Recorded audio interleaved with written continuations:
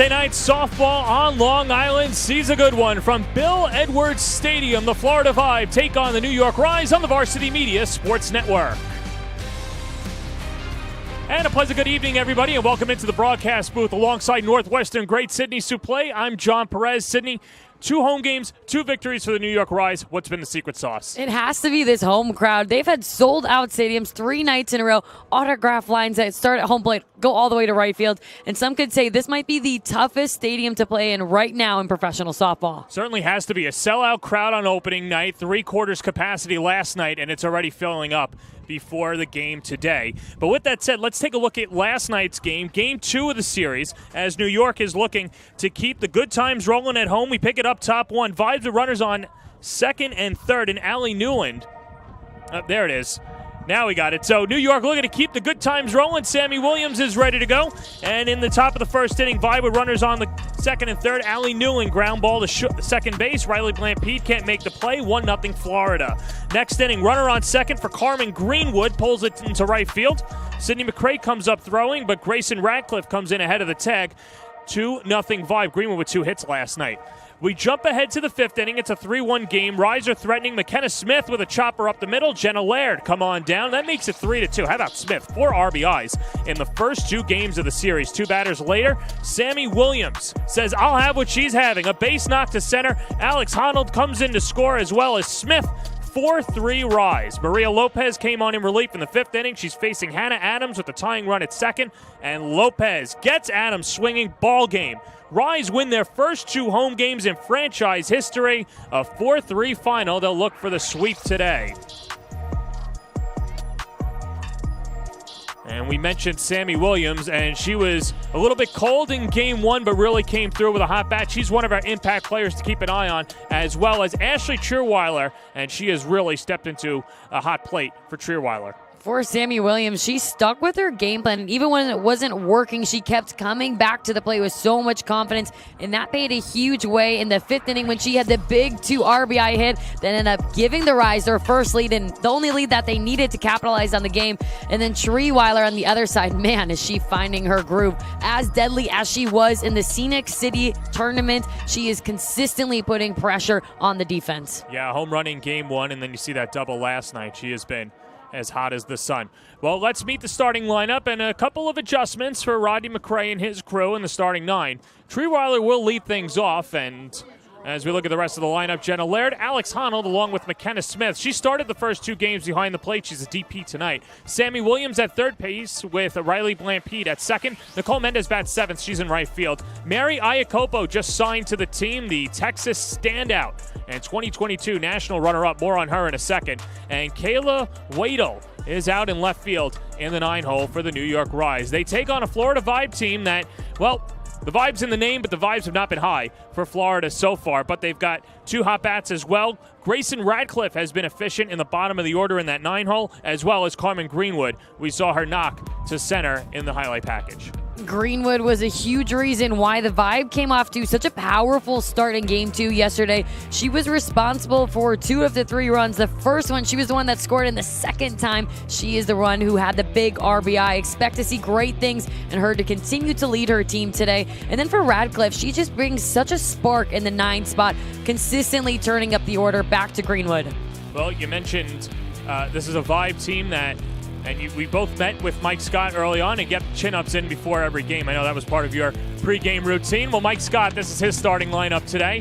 And hey, if it ain't broke, don't fix it. They've been efficient at the plate. It's just been errors and lack of clutch hitting later on. But Greenwood leads it off along with Cara Caneto. Allie Newland at second base. Sierra Frazier is the catcher batting 4th. Batting 5th is Michaela Paparata. She's in the hot corner. Madison Kennedy's at first base along with Katie Kistler in right field. Alana Varder is the DP. And Radcliffe at shortstop for the Florida Vibe. Well, we mentioned Mary Iacopo. She is the newest member of the New York Rise, and a little bit on her as well, coming over from Texas. And here's a look at the bio, and what an addition for the New York Rise. I can't think of a name that holds that much weight as Iacopo does, an All-American at Texas. She followed Coach Mike White from Oregon to Texas, somebody that in the college game built up quite an impressive resume behind the plate, and with so much power in her bat, she is going to bring that over to the Rise. She's played professionally before, she's dominated at this level, and now she gets to do it in New York.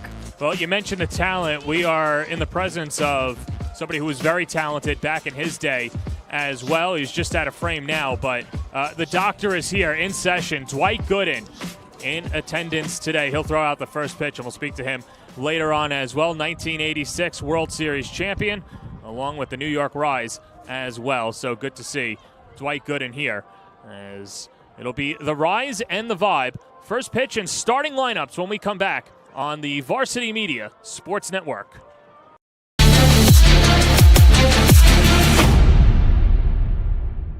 Hey sports fans, did you know Varsity Media live stream broadcasts get viewed by college coaches nationwide? Through our announcers' storytelling and insight on your athletes, we can help your players get an edge on college recruiting. Find out how by reaching out to Varsity Media today, 516-403-2050, or email ben@varsitymedia.net. Parents, Varsity Media is now offering ISO video of just your athlete. Why bother with the wide angle that shows every player on the field? You just want good video of your son or daughter, and now with Varsity Media's ISO angle, you can get it. Our camera will focus just on your player in the game. This footage will help in creating highlight videos for college coaches to better pinpoint your athlete's play on the field. And it makes for a great teaching tool to help them improve during the season. Varsity Media is now booking ISO videos for the fall, but spots are limited. Contact us today for football, soccer, field hockey, and volleyball by calling 516-403-2050 or emailing ben@varsitymedia.net. Are you a local business looking for new and creative ways to promote your company? Varsity Media offers affordable rates that can get your message across to a demographic of 18 to 54 years of age. Our follower base across social media is over 50,000 strong, and our viewership numbers per game are in the thousands. Don't blow your advertising budget on old staples like TV and radio media. Reach out to Varsity Media to get the best bang for your buck. Varsity Media offers live streaming services for any sport. With human beings behind the camera, you can expect the proper coverage angles during each game. We offer customizable options such as live scoreboard, multiple cameras, instant replay, graphics, and even announcers. Find out how you can save $100 off a live stream package with Varsity Media by calling 516-403-2050 or email ben@varsitymedia.net. Hey parents, how about a bobblehead for your athlete? Bobbleheads are one of the most preferred personalized gift items today, and it's so easy to order. All you need is a photo of your athlete, a model number from our extensive collection of bobbleheads, and the sculpting process begins. 2 proofs are sent for your approval, and once it's approved, in a few weeks, your bobblehead is on the way. It's that simple.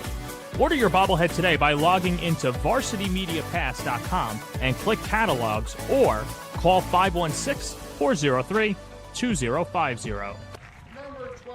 Welcome back to Bill Edwards Stadium. Let's send it down to the field for the starting lineups. Number 20, Sarah Cornell. Number 24, Lauren Quinn. Number 29, Denise Dell. And number 99, Sydney McCray. And now the starting lineup for the Rise. Leading off and playing first base, number 50, Ashley Sherweiler. Batting second at shortstop, number 3, Jenna Laird. Batting third in center field, number 25, Alex Otto. Batting fourth, the designated player, number 21, McKenna Smith. Batting fifth, the third baseman, number 7, Sammy Williams.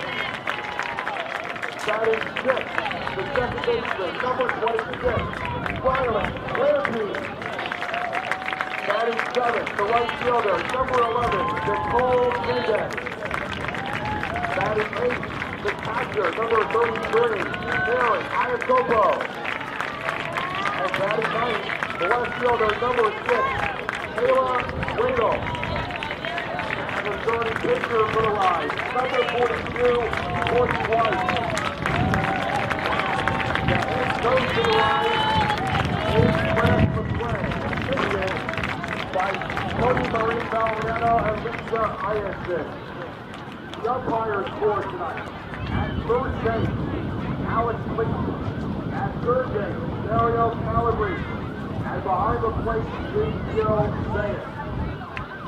Ladies and gentlemen, please rise if you are able. And remain standing and remove your hats to honor America and those who protect our freedom with the singing of the national anthem. Lined up with the Vibe are members of the Phoenix Fire 10U Great Team. And with the Vibe, we are members of the Phoenix Fire 10U Black Team. And now, the national anthem, please welcome from Brooklyn, New York, Heather Kushia. Good evening, everyone.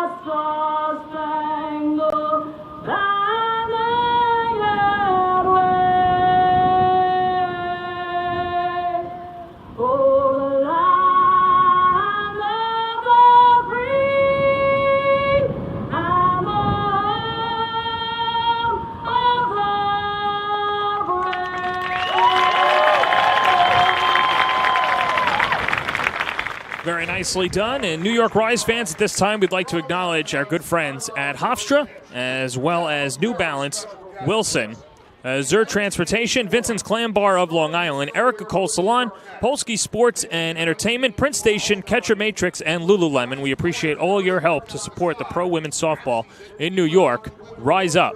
And now back down to the field for the first pitch from Dwight Doc Gooden. Won National League Cy Young Award and the big triple crown, compiling a 24-4 record and a leading 1.53 ERA, 268 strikeouts, and 60 complete games. The following season, he helped the Mets win the 1986 World Series. Later on in his career, he would find himself wearing the Yankees pinstripes, where he was an intricate part of the 1996 and 2000 World Series championship team. And he threw a no-hitter for the Yankees on May 14, 1996, against the Seattle Mariners. He's a member of the New York Mets Hall of Fame, the Negro Baseball Hall of Fame, and most recently, the New York Mets retired his number 16 on April 14. Ladies and gentlemen, please rise up and welcome Doc Gooden.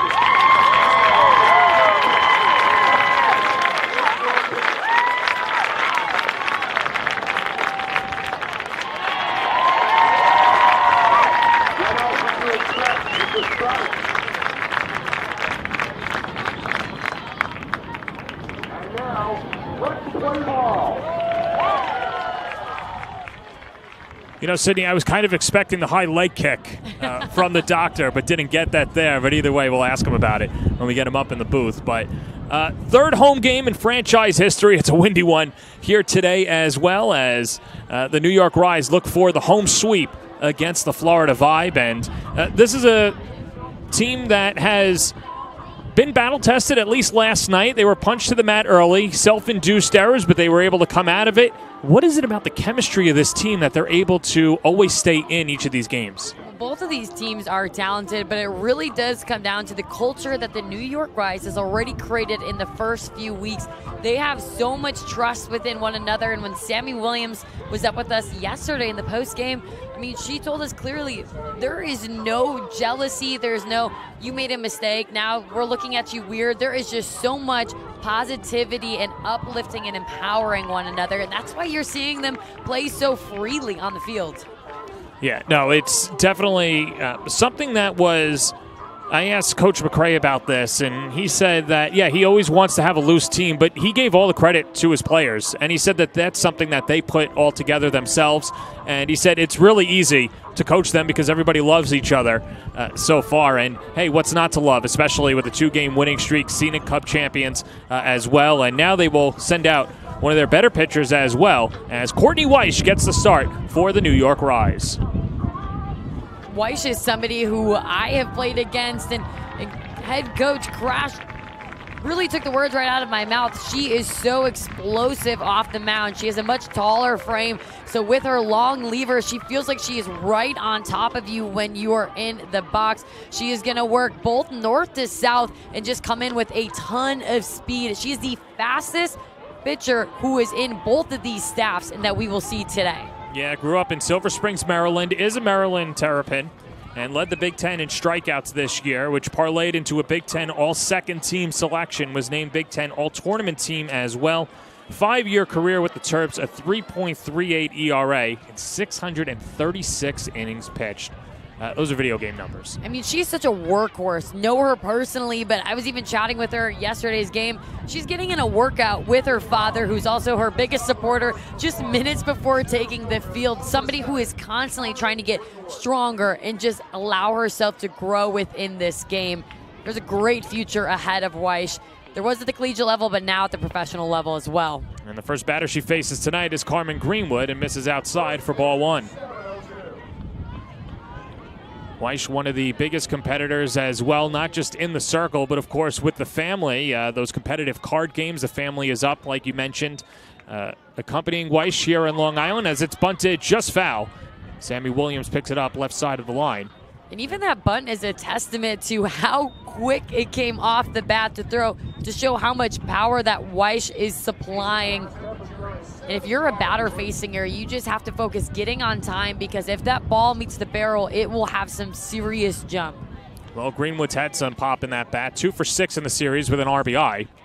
And fouls it back to the screen, 2-1.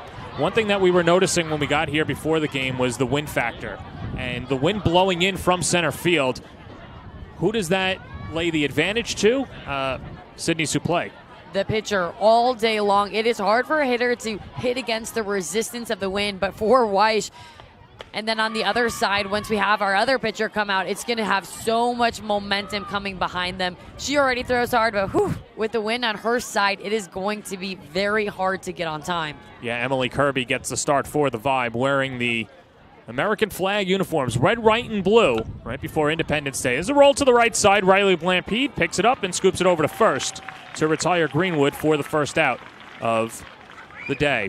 Let's meet the rest of the starting defense for the Rise, as Kayla Weidel, Alex Honnold, and Mendez man the outfield. Ashley Trueweiler's at first, Blampede at second, Jenna Laird, the East Meadow native, at shortstop. Sammy Williams, the hero last night, is at third base. Mary Iacopo makes her first start for the Rise, and Courtney Weish in her first home start in the circle. Here's Cara Canetto, 3 hits and 7 at-bats, and the first pitch goes to the backstop for ball one. And while we look at that defense, we talked about them after game one, how stellar they were, making so many top 10 plays. But last night, they struggled a bit. They had 3 errors before that. Their biggest one was 1 error a game. And the head coach McRae, he said that he talked to the team and said, you know what, that's not going to happen to us again. But if we can still win a ball game with 3 errors, that says a lot about who we are as a team. Yeah, in fact, there were 3 runs scored by the Vibe last night. Only one of them earned. So that just goes to show the self-inflicted wounds, but the Rise were able to rise up, no pun intended. And here's Cara Caneto. 1-1, just misses outside.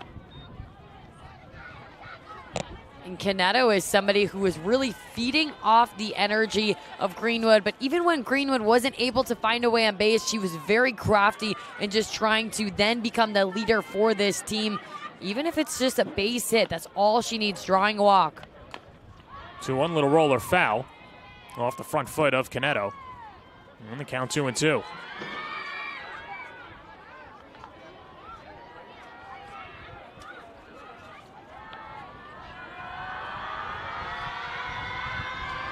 Cara Caneto, very impressive out of Liberty. And 250 on the year.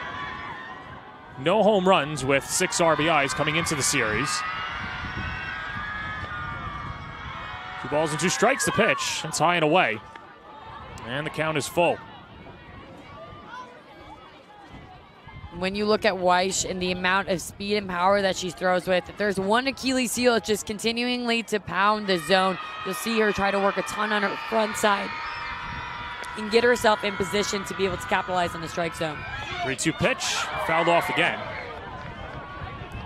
That inner half of the plate is something that we saw a ton of success from the New York Rise, really going inside, both on the lefties and righties against the Vibe, and they're going to have to work extra hard today to be able to hit that ball out in front when they come inside. Yeah, that was the one thing we didn't see in the first 2 games. The Vibe really not a slap-happy team. And that's in the dirt, and the walk issued to Caneto, and a 1-out base runner will bring up Allie Newland.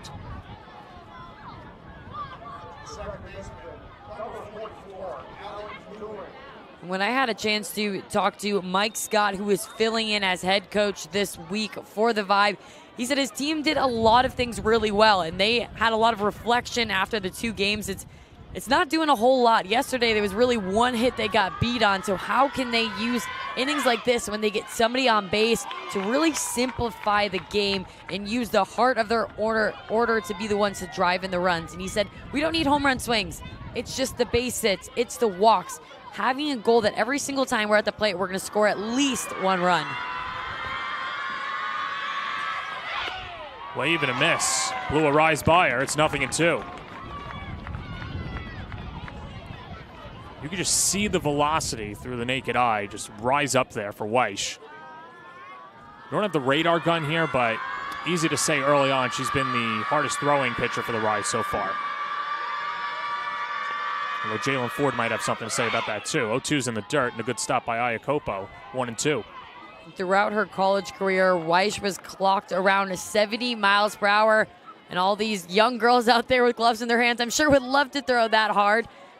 Faced against her in the Big Ten plenty of times to say that speed is real and you really have to get yourself loaded and set early. Comes home with a 1-2. Lifted foul left side, and we'll do it again.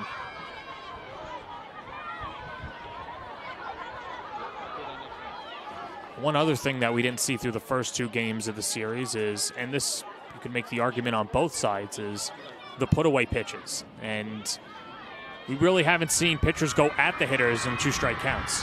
That was also something that I spoke with Coach Scott about, and he said that he felt like his pitchers were not taking command in what pitch they wanted to throw when they did have those 2 strikes. So he really encouraged them today that feel free to shake off as many times as you need, as long as you are confident in throwing each and every one of those pitches. So I'm excited to see if we see a little bit of difference in those put-out pitches today on the Florida Vibe side. Weish with a couple of shakeoffs, now 3 shakeoffs. That's a sign from Iacopo. 1-2 coming, just outside. Home plate umpire tonight is Gil Zayas. Alex Leap is at first. Mario Calabri is at third base. And anytime a pitcher has a confidence to shake, especially being a rookie in this league, you have to respect it. 2-2, pulled in right field. That's a base hit. Caneto had to hold to see it go through, so she stops at second, and Allie Newland is on with the first hit of the day for the Vibe. Newland does a very impressive job. There was an off-speed pitch that missed just a ball off the plate. Weiss decides to come back with another off-speed, which I don't think I would have necessarily done because she wasn't fooling anybody then, but Newland, after seeing it once, did a great job being on time for the second one. And so now Iacopo comes out as well. And, you know, this is the first time, too, and Sid, you had to deal with new catchers as well. What's that like first time through? I know they've only had a bullpen, a long toss, but now that there's actual game action, what are some things that go into that pitcher-catcher relationship? It's completely different, and you won't really get to start to learn each other until in these moments. So both of them just taking complete advantage of what does she like to throw in these certain situations. How can I do a better job at anticipating when a ball's going to break so I can get on top of it or around the side of it and work hard to get her that strike? That's a relationship that both of them are going to continue to cultivate as the season goes on.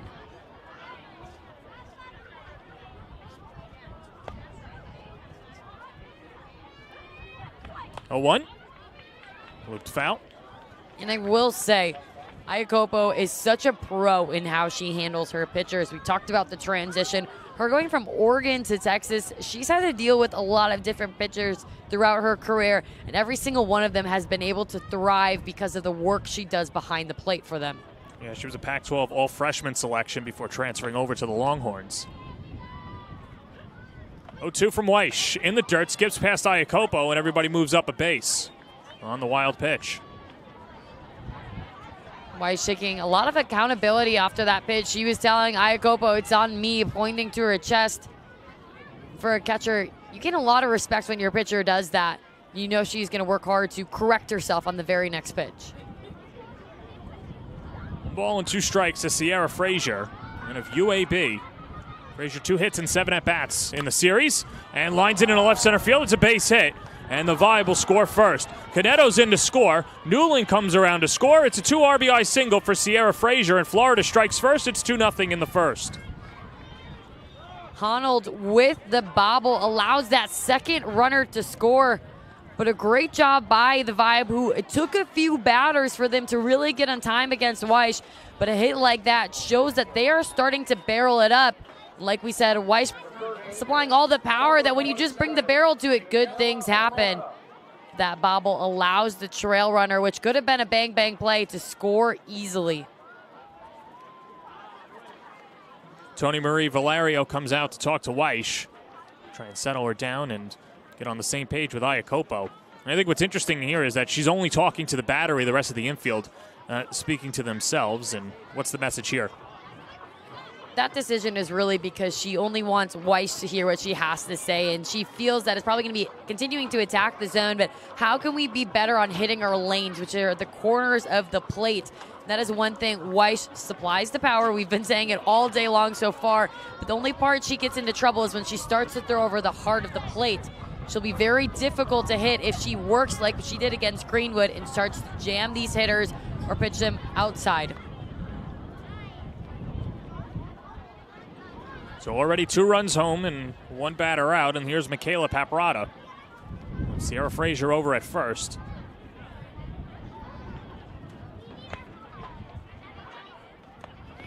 And Weiss on the check swing. No swing, but the ball goes to the backstop, and a pass ball allows Frazier to go in scoring position. And this is an opportunity where if you're the defense behind Weiss, you really need to be in her back pocket, taking those few extra steps towards the mound, giving her that encouragement. 1-0 outside.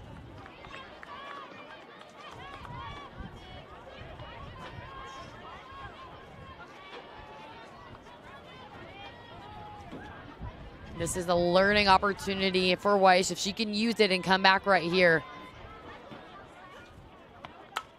Tacks the 2-0, skies it out to right field. Nicole Mendez lines it up, hauls it in. Tagging at second is Frazier, and the throw comes all the way through, but Frazier slides in ahead of the throw. So a sacrifice fly moves Frazier to third base, and that'll bring up Madison Kennedy. Another quality at bat and just being able to drive the ball to the right side of the field. Mendez does a great job tracking it down, throwing it in. but the speed at second base going to third, you're able to do that when you can hit it to that side of the field. Madison Kennedy looking for her first hit of the series. Hitless in 6 at-bats and takes low for ball 1.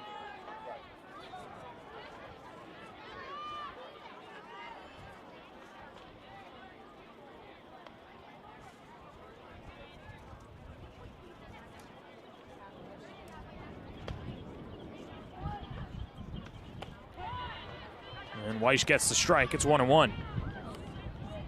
Kennedy from Mississippi State, 278 on the year. Played in 52 of 54 games for Mississippi State this season. Trying to make this a 3-0 game. 1-1. On the inside corner, it's 1-2. Those last 2 pitches are some of the best ones we've seen from White so far. Working outside and then in, but what I really like is the way she got on her front leg and allowed her ball to stay low in the zone. 1 ball, 2 strikes, 2 outs, already 2 runs home. The pitch, swing and a miss, struck her out. And the inning is over. Courtney Weish gives up 2 runs and Florida strikes first, and through a half inning of play, it's Florida 2, New York coming to bat on the Varsity Media Sports Network.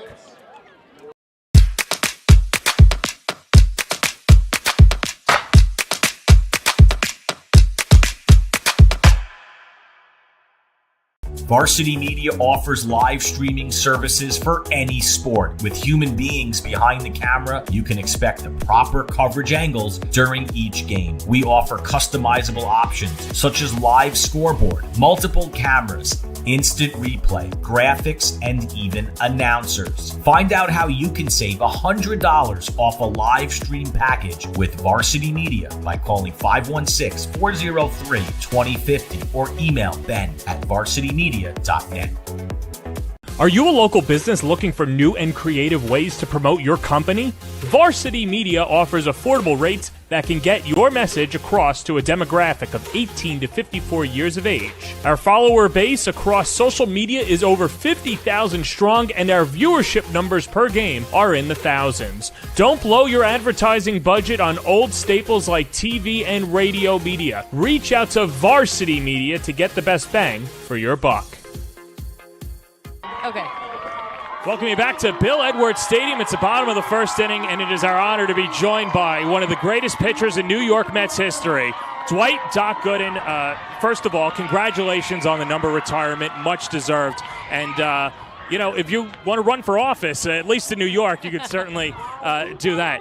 Doc, I got to ask, we didn't see the high leg kick on the first pitch. What was that about? Oh, the high leg kick is gone. First of all, thanks for having me on here. This is some great softball right here. I love it.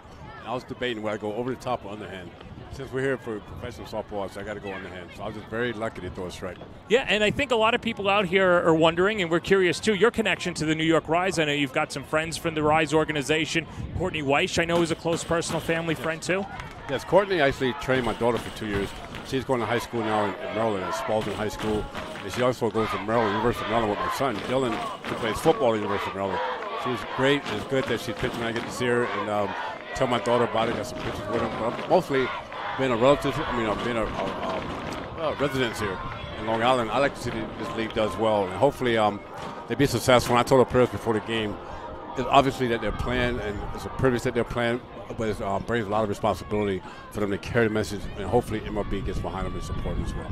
You mentioned that you have a younger daughter who plays softball. I want to know, what does it mean for you to see this crowd and the environment that they're bringing around professional softball? Well, it says a lot about the fans to come out here and support this, because you never know. When I first heard about the league starting, when I was talking with Jeff, it was good to see, because my older daughter, she played in college, but after that was it. So giving these girls the opportunity to fulfill their dreams after school and play, and I have a younger daughter now, I say now you really have another opportunity to further your career if you really want to do this. So now it gives her extra incentives when she's in high school, not just about the grades, to go to college and maybe one day play for the Long Island Rise. I have to ask, being a pitcher myself, you threw a baseball, but I just watched you throw a softball. What's the difference? Which one's harder? I think that softball, it felt better throwing from that motion. I think throwing the softball is probably harder to hit than a baseball because of the distance. Mm-hmm. Definitely at my age, turning 60 shortly, I like this distance. But I'll stick with baseball for me. But for you guys, I give you guys a lot of credit for what you guys do. it looks easier than what it is, but it's really tough. I have a lot of respect it. for you guys. Thank you. Happy early birthday to you as well. Thank you. I appreciate it. So, you mentioned the differences between baseball and softball, but I feel like there's a lot, at least, that many athletes can have similar thoughts on. Maybe it's through thought process, maybe it's through different preparation. What do you like specifically about some of these newer athletes today? There's a lot more data out there, and how they go about their preparation. I'll tell you what, now I see that it's no off-season. Talking to a lot of players and going to spring training, these guys come to spring training and they're ready to play. During my area, you take the 2 months off. You take November, December, and some of us take January off. And you come to spring training to get in shape. And these guys now come to spring training in shape and ready to go. Athletes are bigger, stronger, and faster. It's just amazing. So the work ethic is definitely there, and I see a lot of it in this sport as well, so it's good to see. And we talk about softball being in its infancy too, and I know that you mentioned MLB there too, but I think another cool thing is that you've got former Major League players out here like yourself. I know Mookie Wilson is a part of this as well, kind of getting behind it. As an older generation, what advice would you give to a younger generation trying to grow something from the ground up? I think the main thing is respecting the game, and what I mean by that, when you put that uniform on at any level, it's a privilege because a lot of people want the opportunity to play and don't get the opportunity. So carry yourself in a professional way, respecting the game, the umpires, the opposing teams, and making the game grow. Being there for the fans to sign autographs as well as the kids. I see you got the younger teams out here today, and leading by example, just playing hard. And when you have the eyes on you, because you never know who's watching, that's how you get the support and more people to come out and support it, because I think it's a great product that's on the field tonight. All right, I have to ask now that this is really a treat for me. I know that there's some atmosphere over here too, which is cool to see with the kids. And unfortunately, I wasn't around in Shea when you were pitching, but just those atmospheres and the electricity for you. How much of an extra jolt did that give you every night? Oh, it was nothing like pitching in Shea Stadium. And for me personally, I remember getting 2 strikes on a batter, and the fans would all be standing up clapping and wanting to strike out. Well, it would work to my advantage because the umpire didn't call it a strike. The fans are going to let him have it. And the hitters don't want to go down looking, so it worked to my advantage. But there's no better feeling than pitching in Shea or even Yankee Stadium later in my career. So a big ups to the fans for playing a big part of my career. And that's always the thing that whether it's cousins, uncles, fathers, there's a lot of houses divided up here, obviously. So it's a little bittersweet to see the success that you had, I guess, from the Met fan portion of the family for the success that you had with the Yankees. But can you take us through that night? The no-hitter, when did you know you had it? And then when Jeter makes the final catch, the elation, I'd imagine. Oh, wow. So to make as short as I possibly can, I was supposed to go home and be with my father, who was having open heart surgery the next day. He had been on dialysis for 15 years, and the doctor said he probably wouldn't make it through. So I had my plane ticket to go home, but that morning I got up, I thought that he probably wanted me to pitch. And I remember as a kid, him training me and my nephew Gary Sheffield. So I told Joe Torre I was coming in to pitch. He said, go home, take as much time you need, come back when you're ready. I said, no, I'm going to pitch. Then I called my mom. She said, no, you have to come home. Your dad needs your support. You have to be here. And I actually hung up on my mom because I was feeling guilty. So that whole day I was feeling like this cloud over my head, not knowing if I made the right decision or not. And the first 3 innings of that game, I was standing in the walkway between the dugout and the clubhouse, sometime tearing up, wondering if my dad's going to be okay. Not to the 6th inning when I looked at the scoreboard and you see no runs, no hits, no errors, when I realized I had a no-hitter going. And I was able to focus on the game. When Sorrento popped up for the last out, nothing against Wade Boggs, but I wanted Jeter to make the catch. He's more reliable at the time. Make the catch, and I'm jumping up, and the team's carrying off the field, and all I can think about is my dad going to be okay. A year before, I was out of the game. Earlier that season, Joe Torre took me out of rotation. And so just pump my hands. Can't believe I'm doing this in Yankee Stadium when the Mets want to cut ties, which I understood. The next day, I take a ball from the game home to my dad. His own life support, and turned out to be the last game he saw me pitch. He passed away after that, but that's what made that game so much special. No, that's an amazing story, Doc. And from that to now in your post career, what was that like when you get the call from the Mets and the Cohens that they're going to retire your number, and what that day was like as a whole? Oh man, that was surreal. I mean, I don't know if it, like the day that they had the ceremony, it hit me where you celebrating with the fans, my kids, my grandkids, who never saw me play, get to understand what that was like. But to be honest, I don't know if it's still really sunk in yet. I mean, I was at the game when I was playing the Yankees last Tuesday, and to see a number up there by Willie Mays and Darryl Strawberry, Keith Hernandez, my teammate, it's just a dream come true, and you still get water, teary eyes thinking about that, where I've come from, because not knowing that day ever happened. And I remember when Steve Cohen called me and was telling me that, first call you want to make is to my dad, who's not there, but I was able to regroup and share that moment with my kids and my grandkids. And, I mean, I'm still just blown away by that. And the fans played a big part of it. I'm not just blowing smoke, but like in my speech, I told the fans, when they see that number, when they take their kids, grandkids, whatever, to the game, I want them to look up there and say they played a part of it, because they did. They played a huge part of it. They still want you to pitch for the team, for the record. No matter your age, Doc. Well, they'll take you. You have to shorten the mound now. The older you get, the further the mound gets. Because, I mean, it can't do it now.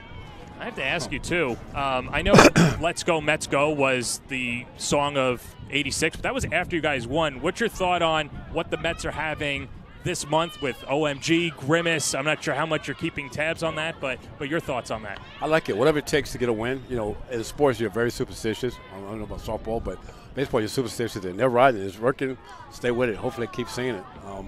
It's great. I like to see them do well, so we'll see what happens. Did you ever, or was there ever a thought in that 86 clubhouse, or even when you were on the Mets, to have a post-game concert after a victory? And how would you have taken exception to that if the other team did that? It's a new era now. Same thing with the bat flips and, you know, pitchers pumping the fist.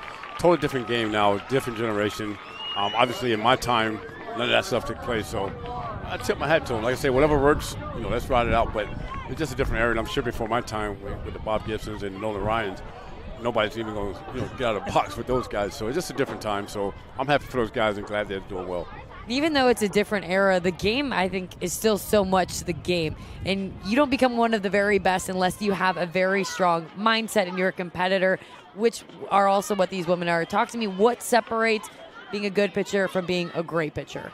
To me, always, and I tell this to kids, when you don't have a game, you don't have practice, what are we doing to make ourselves better during that time? Whether it's watching film, working on your mechanics, continuous success with the strength, work on your weaknesses, whatever that takes. Spending that time doing that on your side day in the bullpen, what have you. And I always felt something inside me that pissed me off against the other team. I wanted to be pissed off, but uncontrollable pissed off where I could go out and compete against them. Even when I faced my nephew or friends that I grew up with, they were enemies to me at that time. That's the way I approached it. There was no fraternizing, none of that. We had good team chemistry. We had problems within ourselves. We kept in the clubhouse. And to me, that's what makes a great player and a great team. When you look back on your career, it's easy to just hear the emotion in your voice of how proud you are of it. What advice would you give to these women currently playing on just enjoying the moment? That's exactly right. You got to enjoy the moment, enjoy the play. The team, spend time together away from the ballpark. That's how you develop friendships, because you don't know how long this game's going to take you. When there's an injury, some people get released, but you can develop friendships that last a lifetime. And you never know who's watching. Always go hard for the younger generation. Show them that you have fun, you can play hard, and you do something that you really love. And the way you show that passion is playing hard. And when you put that uniform on, go out there like it's a privilege to wear that uniform with pride. We've been talking a lot about Courtney Weish and just the power and explosiveness she brings on the mound. Yes. But you got to know her in a different way as she taught your daughter. Can you kind of give a little bit of light of who she is off the field and how much she inspired your daughter? Oh, she's a great person. My daughter loves her. My daughter wanted to be here today. I just left from Maryland yesterday, but she's in camp trying to get better, get ready for high school next year. Courtney cares, a lot of energy. She was out there with a big group of girls every day on time, talking to them, working them, explaining to them. And like sometimes you have coaches that say, okay, let's do this and that, but she explains why you got to do this and why you do that. Into condition, and she cares about them as people. She will call Milan, my daughter, sometime at home just to check in. Right after COVID hit, she just wanted to make sure her grades was good. Most coaches don't do that, so big respect for Courtney, and I'm glad my daughter got to work with her, and I hope that she has a great career here. Well, and I got to ask you, too, your early impressions of the New York Rise and the events that they're putting together. Tell you what, I'm overwhelmed, and I have to be the first to admit. On my way coming here, I didn't expect this. I didn't expect the crowd to be as big as it was.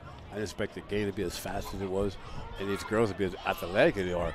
So I apologize to this sport. I'm very impressed, and I'm going to do whatever I can and anything in my power to help support the game and hope it lasts and keep going. Yeah. It definitely deserves it. Yesterday, when you talk about the crowd, it's been amazing. They sign autographs after the game. It starts at home plate, and the line goes all the way to right field. Wow. You have seen the way that baseball has absolutely exploded. It's become so much of America's sport. Yes. What do you think people need to know about softball for first-timers who are getting into the game, kind of like you just said, the professional side?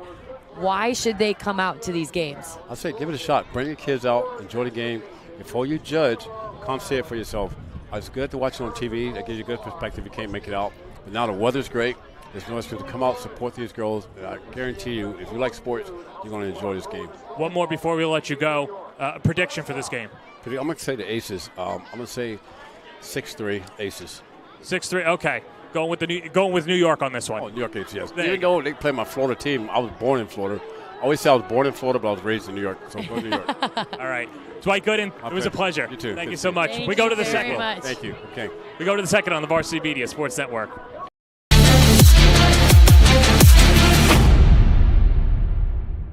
Hey sports fans, did you know Varsity Media live stream broadcasts get viewed by college coaches nationwide? Through our announcers' storytelling and insight on your athletes, we can help your players get an edge on college recruiting. Find out how by reaching out to Varsity Media today, 516-403-2050, or email ben@varsitymedia.net.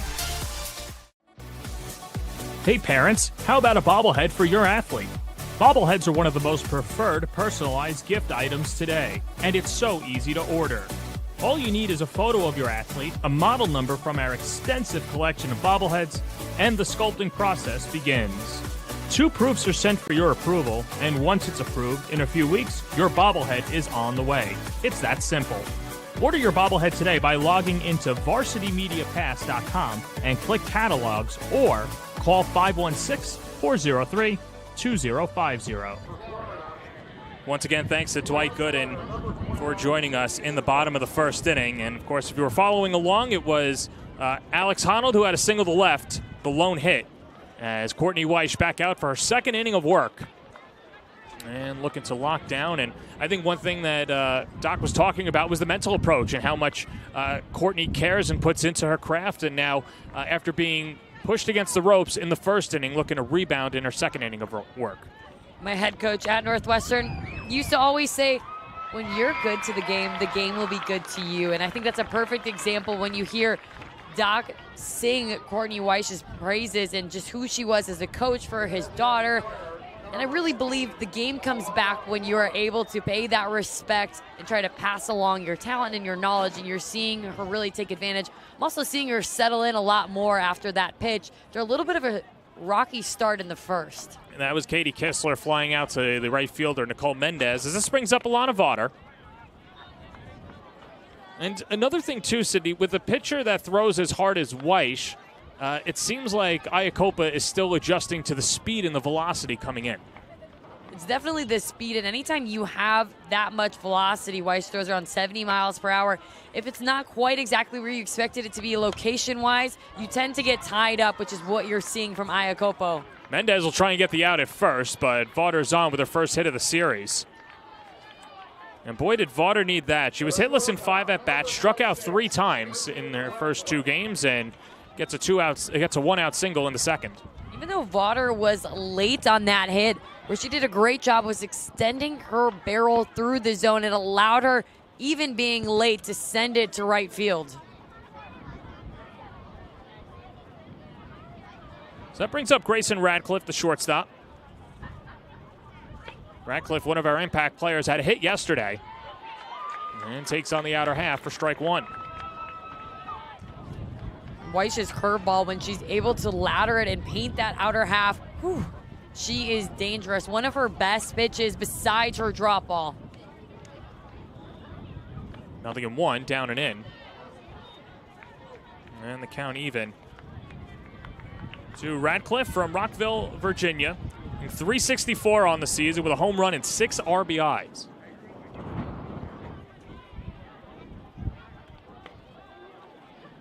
One, 2-1.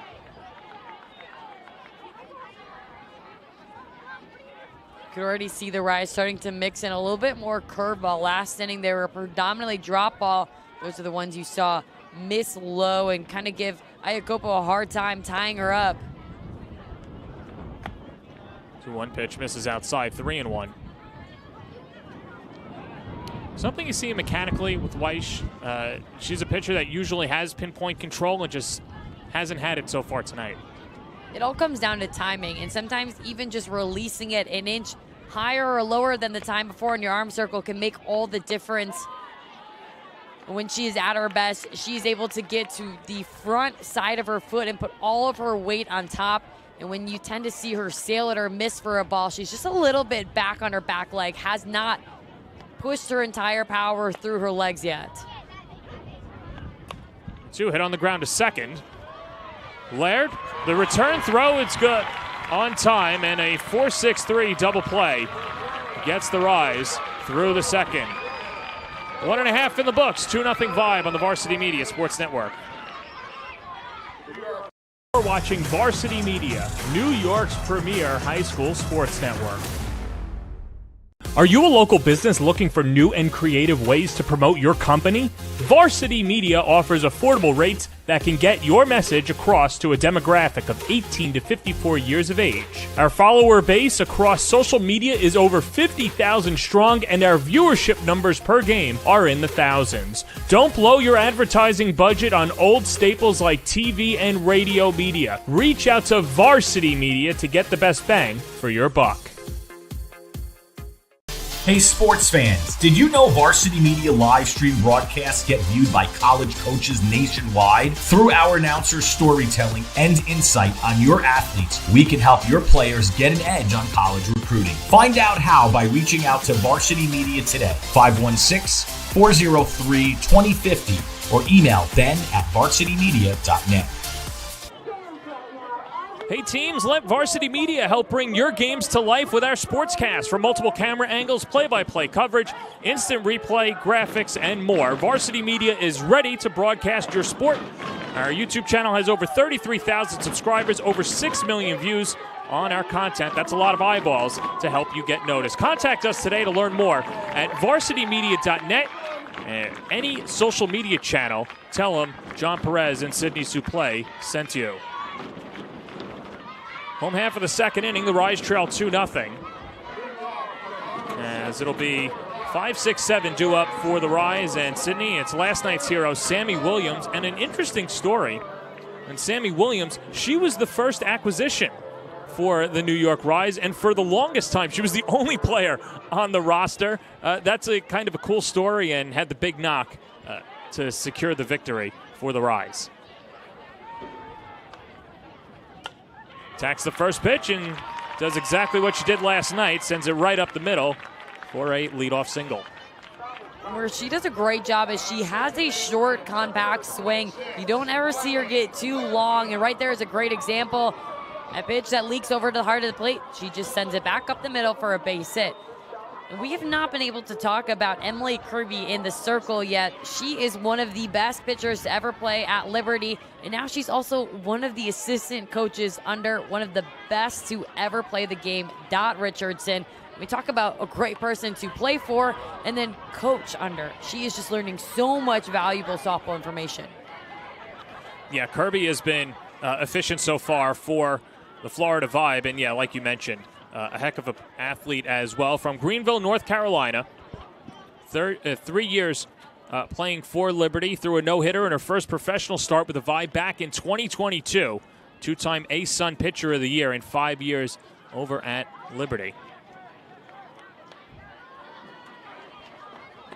She deals to Riley Blampede, and the count 1-1. And Kirby works a ton with the pitchers at Liberty, and I think anytime you have to explain with what you're doing or explain how this works in pitching, you just become more knowledgeable as a player yourself, and you've seen her really be able to elevate her game for that reason. She hasn't had a ton of opportunities, only 9 innings before coming into this game. So this is a great opportunity for her to build off those 9 that I don't think have gone quite the way she's hoped, and just show everybody how much she's learned. Been a whole different level here as well for Kirby, and a great professional experience. Here comes a 1-2. And that pitch misses, but they'll say no pitch. I think the DJ got a little too loosey-goosey there.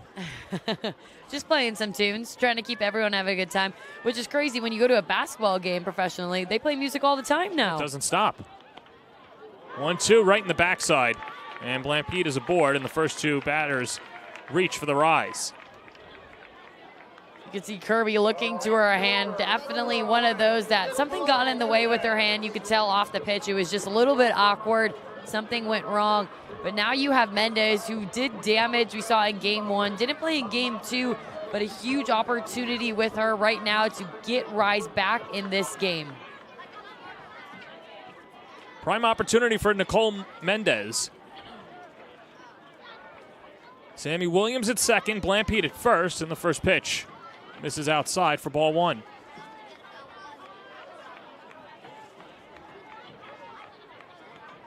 Mendez didn't play last night, went 1 for 2 Monday night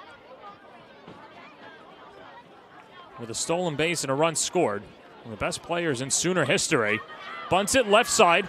Paprada plays it on a hop, then a late throw over to third and stopped by Radcliffe, and that saves a run, but the bases are loaded.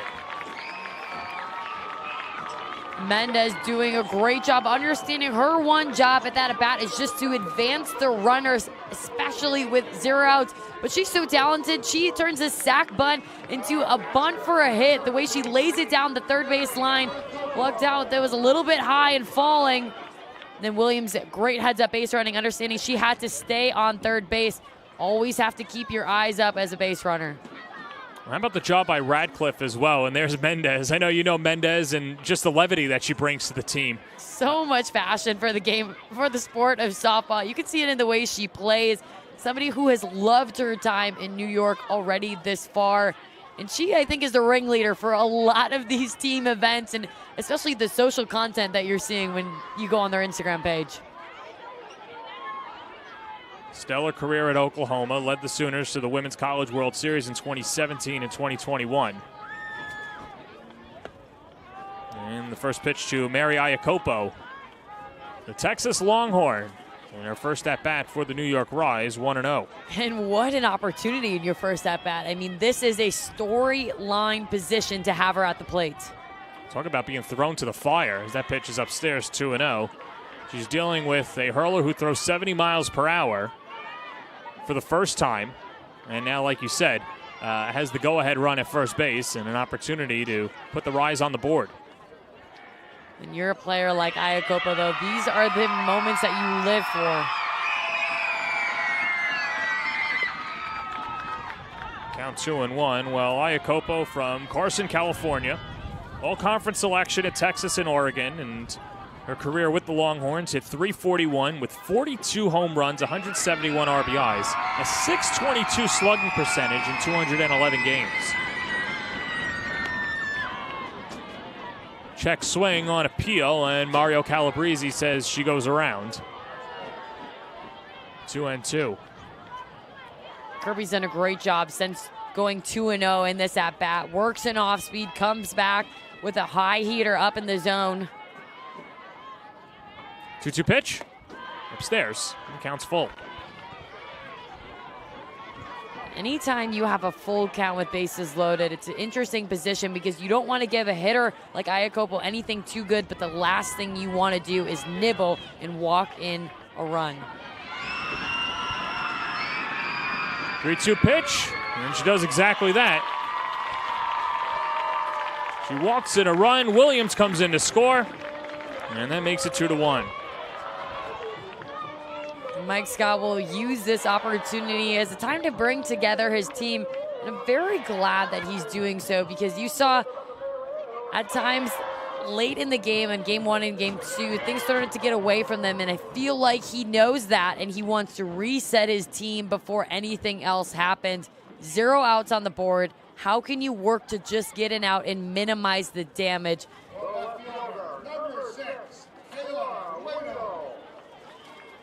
It's a long walk back to the dugout as Scott just hoping that his hurler can keep it at a 2-1 game. We talked about earlier how Coach Scott's biggest thing is he wanted his pitchers to take command over what they were throwing every pitch. And if I am looking at Kirby, I'm saying make sure this is what you want because you want to be all in with everything that you're throwing. Kayla Wadle made her home debut last night. Went 0 for 3. Bases full of Rise, and the first pitch misses, 1-0.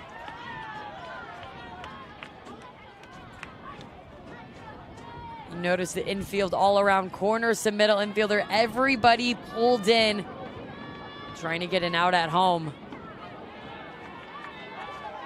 Count 2-0 as Kirby having difficulty finding the strike zone. Frazier getting her a little bit extra love on that one, reminding her that it's just those two playing catch. Socked into center field. It's going to hang up for Greenwood. Makes the catch. And a good throw coming home. That keeps Blampede at third. A great hit by Wadle, but Blampede, you have to be glued to third base. That is it's a tough play because while bases are loaded, you're trying to beat the force out. So she did have a hard jump for that reason. Anytime you see the ball not go down in the zone, it's trying to find that base as quick as you can. But a bang play, and we will bring in a new pitcher, Kaylin Arnold, somebody we've already seen so far in this series. Yeah, Kaylin Arnold gets into the circle, and we'll take a break as well as the Maryville, Tennessee native will try and keep it a 2-1 game on the Varsity Media Sports Network. You're watching Varsity Media, New York's high school sports network. Parents, Varsity Media is now offering ISO video of just your athlete. Why bother with the wide angle that shows every player on the field? You just want good video of your son or daughter, and now with Varsity Media's ISO angle, you can get it. Our camera will focus just on your player in the game. This footage will help in creating highlight videos for college coaches to better pinpoint your athlete's play on the field. And it makes for a great teaching tool to help them improve during the season. Varsity Media is now booking ISO videos for the fall, but spots are limited. Contact us today for football, soccer, field hockey, and volleyball by calling 516-403-2050 or emailing ben@varsitymedia.net. Kaylin Arnold comes on in relief a little bit earlier than expected, and of course every coach has a script out there, but Sydney, you know the best laid plans of mice and men do often go awry, and that's what's happening for the Vibe. They led 2-0 going into this inning. Now the bases are loaded, and Kaylin Arnold looks to lock it down and get the final 2 outs of the inning without giving up another run.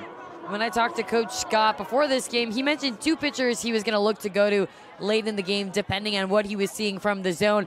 However, that's the sport of softball. Sometimes you have to go to plan C and D. Well, and it'll be tough assignment. Top of the order, Ashley Treeweiler steps up to the plate against Arnold. And attacks the first pitch and sprays it foul. 0-1. Arnold got the start Monday night, went 3 innings, gave up 4 runs, 3 of them earned on 3 hits, 2 walks, and 5 strikeouts.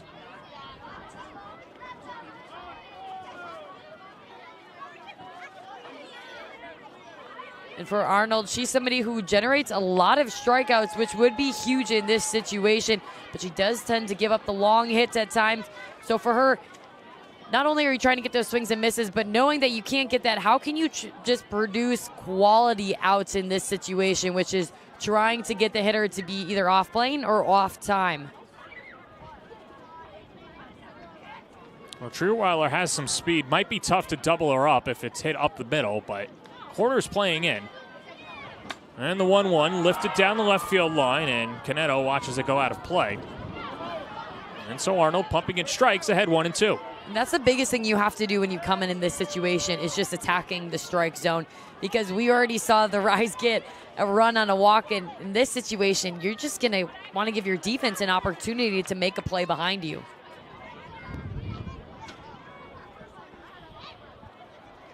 Treeweiler's already homered in the series. That was Monday night after striking out her first 3 at-bats. Behind in the count, 1-2. And now Deuce is wild.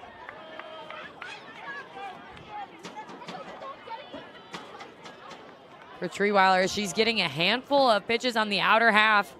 See her scooching a little bit more on the plate on this one. Upstairs, 3-2. Is that something that you keep an eye on as a pitcher, noticing a batter going closer or drifting away from the plate? Always. And what's so funny is even though I'm up in the booth, I think the first thing I look at on the field is where are the hitter's feet, something that you're just so trained to do, because when a hitter adjusts, you want to be the first to know and to not let them get that advantage over you. 3-2. That's through for a base hit. And the Rise will tie the game. Blampede is in to score. Here comes Mendez. She gets around the tag, and the Rise go in front. A 2 RBI single for Ashley Treeweiler, and that makes it 3-2 Rise.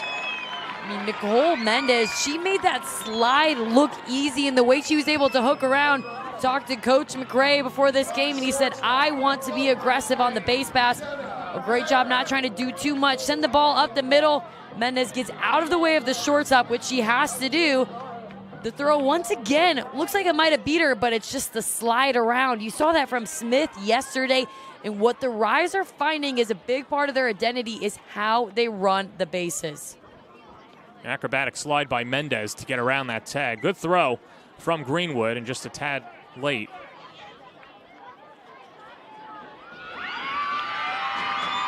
This will be the 7th batter of the inning, and it's Jenna Laird, the Long Island native. Chance to give her team some cushion.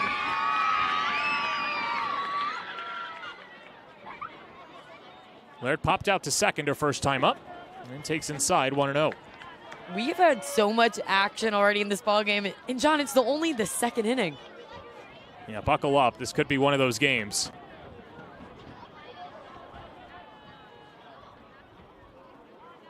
Arnold comes home with a 1-0.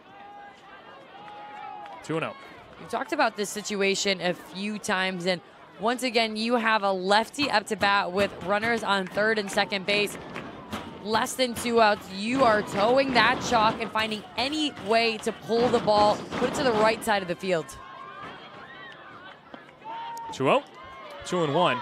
The one impressive thing about New York through the first 2 games, and even though they scored 8 runs on Monday night, 4 runs last night, is they've left a combined 13 runners on base as well. And I know they result in victory, so it doesn't matter, but that just goes to show how much that New York is clicking and how much they've been able to put pressure on the defense in the base pass. Flare down the left field line goes foul. And for the Vibe on the other side, they have had players playing in new positions, which has allowed the Rise to really capitalize on a few opportunities on the errors that they've made.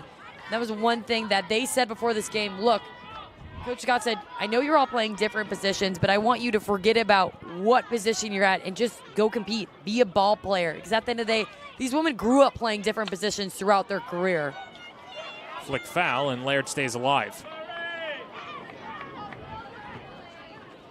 For Arnold's coming in, she's already thrown a lot of pitches, and this is something to take note of as she continues on throughout the game if the Vibe are going to have another 2-3 pitchers enter this game.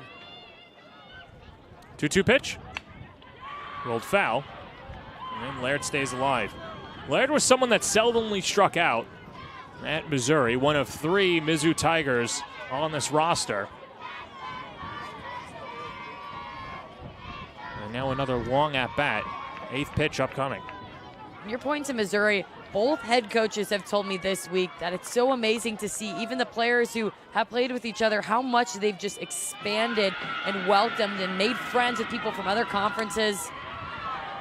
And that's what's going to make these championship teams, which both programs are trying to achieve, is really just, doesn't matter where you came from, how can we all be a new team and just be so cohesive and on and off the field?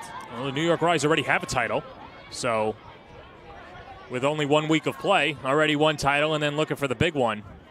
Come later this month, slapped into left center field. That's a base hit, and this will add a couple more runs. Iacopo comes in to score. Here is Ashley Treerweiler. It's a bases clearing double for Jenna Laird. And the Rise go up 5-2. The Rise are loving that left center part of the field, really making Radcliffe work. You saw a ball hit hard on the ground passer, but this one will be a line shot that she tries to reach up for, just not within her wingspan. Laird continue to being such an explosive bat for the Rise.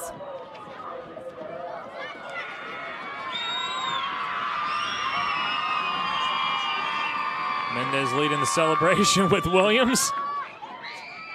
And a little bit of homage to her Italian roots there.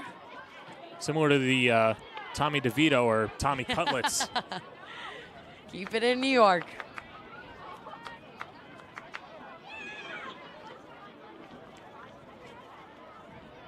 So that brings up Alex Honnold. She's from Iowa, but also went to Missouri. Looking to pick up her teammate at second base. Single to left in the first inning against Emily Kirby.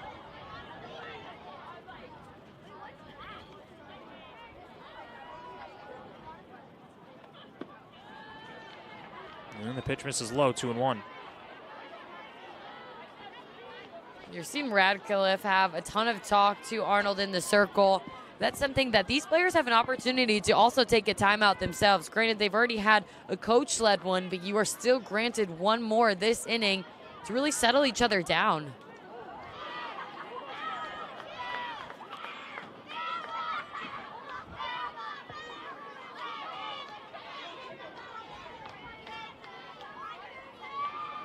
Arnold's been impressive with her play out in center field, and Ronnie McRae has been really impressed with her bat and says when she's hot, there's nobody better. Here's a 2-2 pitch. Check swing foul. Arnold is somebody that sees the ball so well. You see a very low amount of swings and misses. Somebody who's always making contact, whether it's in play or out of play. That puts a lot of pressure on a pitcher knowing she's not going to blow it or spin it by you. 2-2, change up, and she stays alive.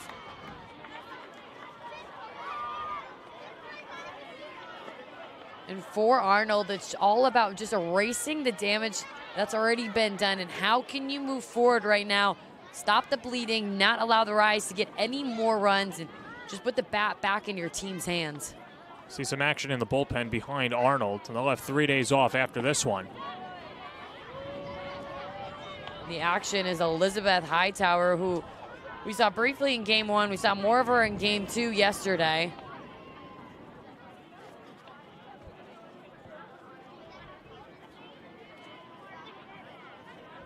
And there is Hightower warming up.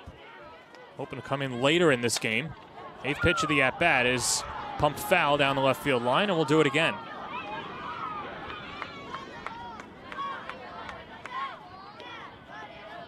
And if you look down at your watch, you can tell how long it's been since Rise has been hitting.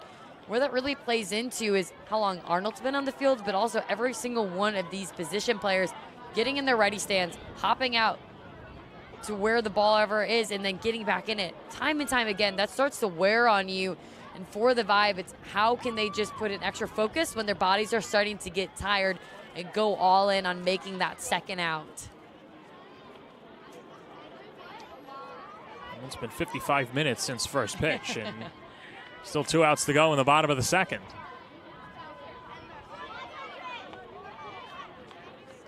Payoff pitch from Arnold.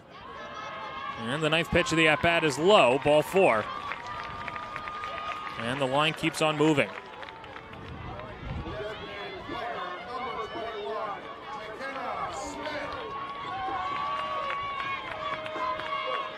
Smith is somebody who has just had such an impressive series so far. She's really at the heart of this lineup. It feels like a lot of people before are finding their way on base, but she is the one time and time again who's been able to cash in.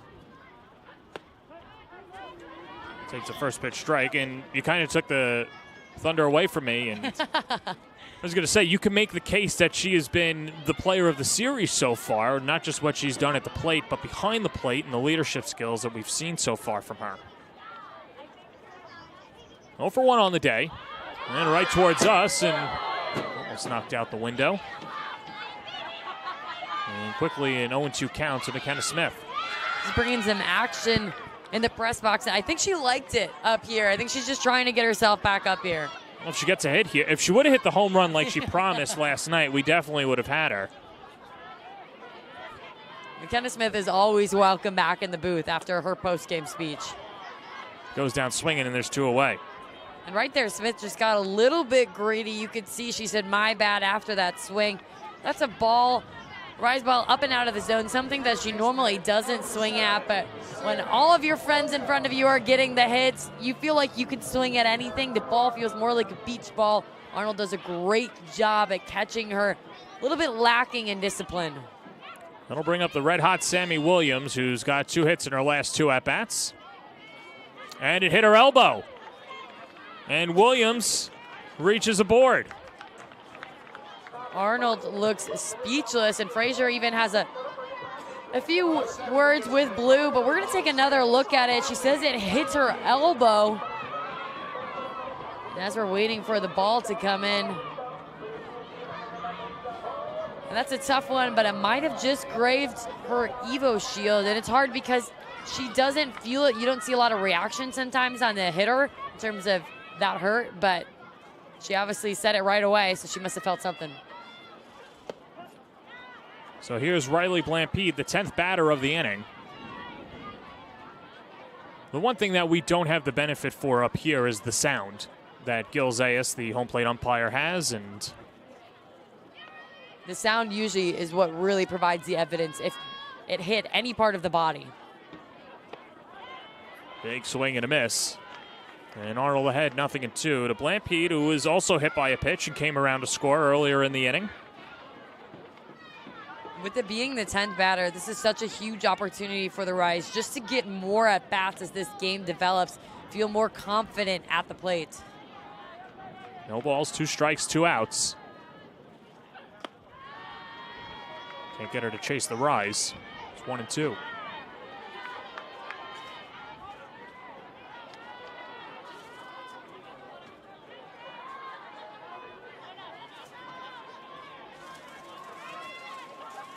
Been a long inning for the Vibe, just trying to end it here. 1-2.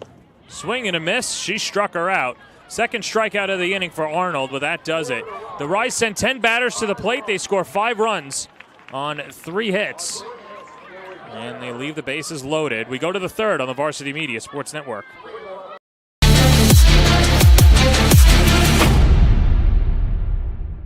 Hey sports fans, did you know Varsity Media live stream broadcasts get viewed by college coaches nationwide? Through our announcers' storytelling and insight on your athletes, we can help your players get an edge on college recruiting. Find out how by reaching out to Varsity Media today, 516-403-2050, or email ben@varsitymedia.net. Hey parents, how about a bobblehead for your athlete? Bobbleheads are one of the most preferred personalized gift items today, and it's so easy to order. All you need is a photo of your athlete, a model number from our extensive collection of bobbleheads, and the sculpting process begins. 2 proofs are sent for your approval, and once it's approved, in a few weeks, your bobblehead is on the way. It's that simple. Order your bobblehead today by logging into varsitymediapass.com and click catalogs, or call 516-403-2050. We welcome you back to Bill Edwards Stadium, top of the 3rd inning in double play. The newest member of the family for the New York Rise is just announced, 3rd home game, and he has been as good as advertised so far, tossing some hot dogs into the crowd. I think he just threw it over the bleachers, and that's not going to endear you with the fans right there. Too much arm strength. Maybe we got to get him on the ball field. He actually hit the press box window. He was throwing it so hard. However, you were breaking down his dance moves, but I know you want to see the worm today. That was a prior request. We'll see if we can get that. Yeah, I went through the back channels. We'll see if it's communicated over to double play, but I'll tell you what, I want to know what the workout routine is. He is yoked, to say the least. Is Buffy. You know what I love is the fact that his uniform matches the team's every single game day. Yeah. And not just that, he had the pink socks last night. Exactly. So he knows what he's doing. He's trying to work his way and walk on to this team, I think. Well, Courtney Weiss now with run support.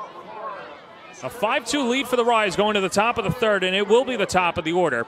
Carmen Greenwood, Kara Canetto, and Allie Newland do up for the Vibe. Greenwood grounded out to second in the 1st inning. And sprays the first pitch foul down the left field line.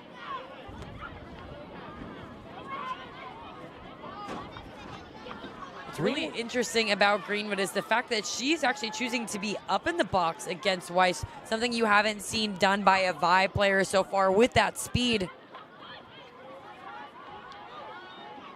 Well, and if that's something we could get a shot of, the where the batter is at the plate from our 3rd base camera, because now this is where I kind of want to get inside softball. So when we see her batting stance as a pitcher, what does it tell you? One, how much Greenwood stays within her legs. You'll see it's a very deep stance and allows her to utilize her power from the feet up. She does a great job of getting the backside really into it, which allows her to be able to have so much explosiveness, but also staying deep in that legs allows her to be able to hit all different types of speed. Wave and a miss, 2-2.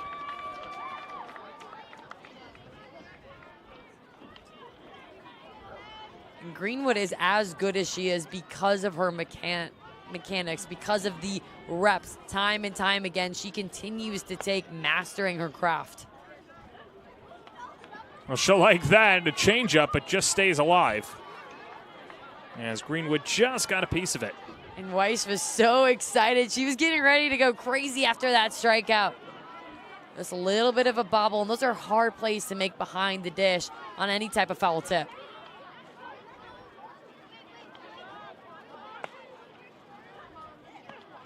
Swing and a miss, blew a fastball by her. And a yell for joy for Weiss as she picks up her second strikeout of the day.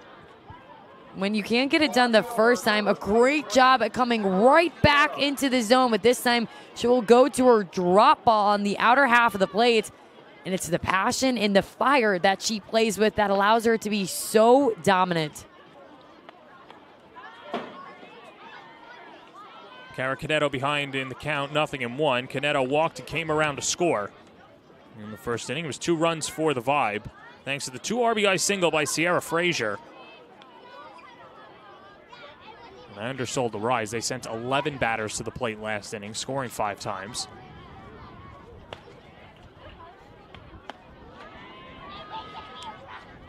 You can already tell that the chemistry has grown from the first inning to the third between Iakopo and Weiss, just the way they're communicating with each other. Also, I look at that ball. Iakopo almost works their way into a strike, getting around it in time. I mean, that's just professionalism as it comes, adjusting to who your pitcher is. Lampede picks it up and fires to first, 2 away.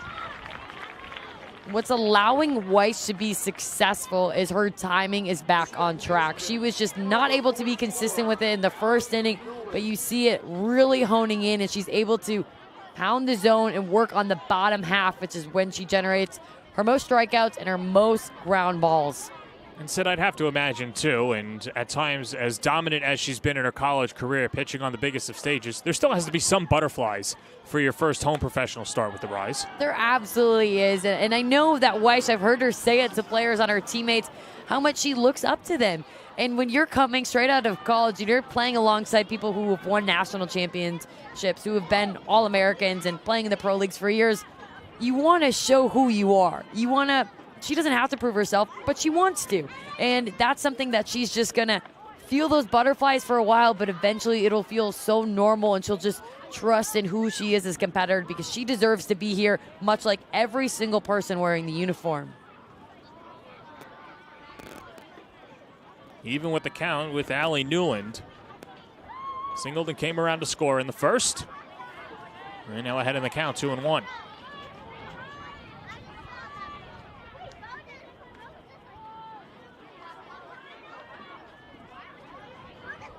Newland from Osceola, Indiana. Played at Louisville and Florida State. 2 for 2 with a home run in game 1 of the series.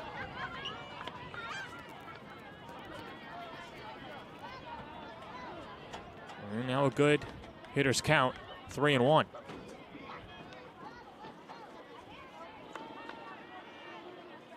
One of Newland's strengths is just her bat speed. So it allows her with somebody who's a little bit of a smaller size to create so much power off the bat.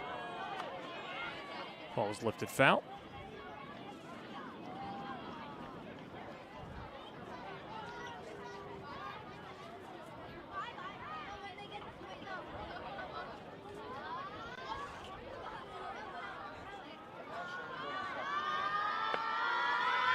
Weiss. 3-2. That's driven to deep left field. Forget it. That ball is pulverized over the left center field fence right by that conference championship bunting. And Allie Newland has gone deep. A solo home run. That's her second home run of the series, and that makes it 5-3. Newland continues to be such an athlete in the box. See, throughout that entire at-bat, she was waiting for her pitch, but she's also getting herself on time. So when Weiss came in with the power, she just had to deliver that barrel, and boy, did it fly. A nice catch by the fan, too, on the other side.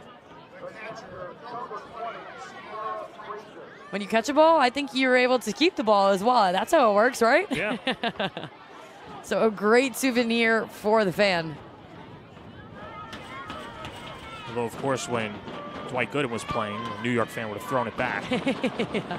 Always a crazy tradition for me. I mean, I understand it, but I would want to keep the baseball, I'm not going to lie. I agree with you, and that's why if you're ever going to sit in the outfield, I think the pro tip is bring your own baseball in case you do catch it and throw your own bat. You've put some serious thought into that. I love it. It's never going to happen for me, but... If it does, you're ready. Yeah. You're ready to go. That's a great tip. Here's Sierra Frazier, a 2 RBI single her first time up, and sprays it foul. That was a huge response for the Vibe, who looked like Weiss was going to walk away, dealing 3 up, 3 down. And after you got a 5-spot punch in the second inning, to be able to even just get 1 run back is huge. Weiss ahead at 0-2. Up the middle. Lampede, long throw, in time. Inning over. But Allie Newling gets a run back, her second home run of the season.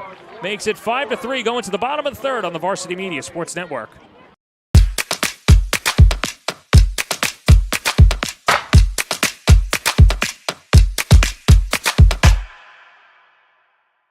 Varsity Media offers live streaming services for any sport. With human beings behind the camera, you can expect the proper coverage angles during each game. We offer customizable options such as live scoreboard, multiple cameras, instant replay, graphics, and even announcers. Find out how you can save $100 off a live stream package with Varsity Media by calling 516-403-2050 or email ben@varsitymedia.net. Are you a local business looking for new and creative ways to promote your company? Varsity Media offers affordable rates that can get your message across to a demographic of 18 to 54 years of age. Our follower base across social media is over 50,000 strong, and our viewership numbers per game are in the thousands. Don't blow your advertising budget on old staples like TV and radio media. Reach out to Varsity Media to get the best bang for your buck. Macarena time here, bottom of the third inning, a 5-3 lead for the New York Rise. She's Sydney Suplee, I'm John Perez, and that's the go-to wedding dance, right? You know, I knew we had future professional softball players, but I didn't think dancers, but they're showing off their moves. But yes, a wedding classic nonetheless. I go with that. Cupid Shuffle's really good. Yeah. I'm a sucker for Apache. That's Jump On It. Jump On It. It's a good one. You know, I think mine would have to be Sweet Caroline. Oh. Not a fan. Did you hear that disgust? That's a hokey. That's a hokey song. So we do in the Midwest. You know what that is? You're bailing out the DJ. You paid all this money for a DJ, and he plays Bohemian Rhapsody and Sweet Caroline at the end of the night because that's 15 minutes that he doesn't have to work. And everyone just stands on the dance floor after 4 hours of accoutrements. Well, I know what you did not have at your wedding. I can say that. That is true, and that's my wife can attest to that. When we spoke to our DJ, who was fantastic, we said no Sweet Caroline. And no Don't Stop Believin' either. Ah, classics. I'm sorry with the 1-2 punch there. Speaking of a 1-2 punch, how about Nicole Mendez? Reached on an error, came around to score, as it'll be 7-8-9 due up for the Rise. And lifts it foul, 0-1. Mendez is one of those players who's felt like she's been around the game of softball forever. Spent time at AU last season. This is her first time in the pro leagues. She's enjoying it as somebody just being on the team, but she's also making such an impact already for the Rise.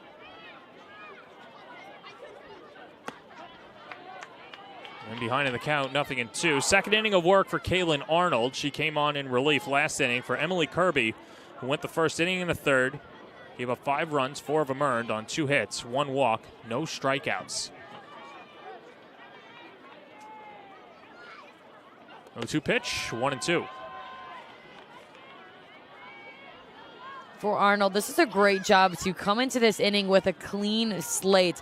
She had to come into a tough situation in the second, but now you have nobody on base. It's your ball game, so take over. Flared foul. Another nice catch by the fan over there, and Tosses it right back to the younger supporters. The crowd continues to be so engaging. An inside pitch to Mendez gives another opportunity for a fan, and gosh, they are showing off, especially with no glove too. So that's fundamentals, got right in front of it. Yeah. And I bet you he prepped by listening to Sweet Caroline on his way here. Definitely. This crowd, I know I'm in the minority. I get it. Mendez and Arnold going toe-to-toe right here. Both of them just having multiple pitches. If you look at the average count right now, you're above 5 pitches that Arnold's facing against every single one of these Rise hitters. Well, even a miss. Got her to chase. And a strikeout to begin the home half of the 3rd inning. Arnold did a very good job being crafty, working inside and outside, back and forth. And after jamming Mendez on that foul ball, she went back outside, got her to wave at it. That's when Arnold's really at her best, is when she's able to showcase her east to west movement. So here's Mary Iacopo. Walked and came around to score in that 5-run inning. What an addition. And what a catching core that the New York Rise have. And we haven't even seen their 3rd-string catcher in Ryan Henry, who is one of the best players in Big East history and Villanova history. I mean, you are talking talent behind the plate, but also at the plate. All 3 of them having power in their bats, home run capabilities, but also just putting the ball consistently in play in the average-wise. This Rise team, they are doing big things in just the staff that they are creating throughout their entire lineup.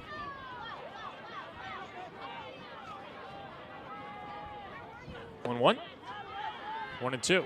And also for the capability to be able to give Smith a night off from behind the plate, save her legs. That helps when you are also a hitter and just not overworking yourself. I mean, because this game, this season, once it starts going, the games come on very quickly. And if you can rotate, it will just help both of them be fresher towards the end.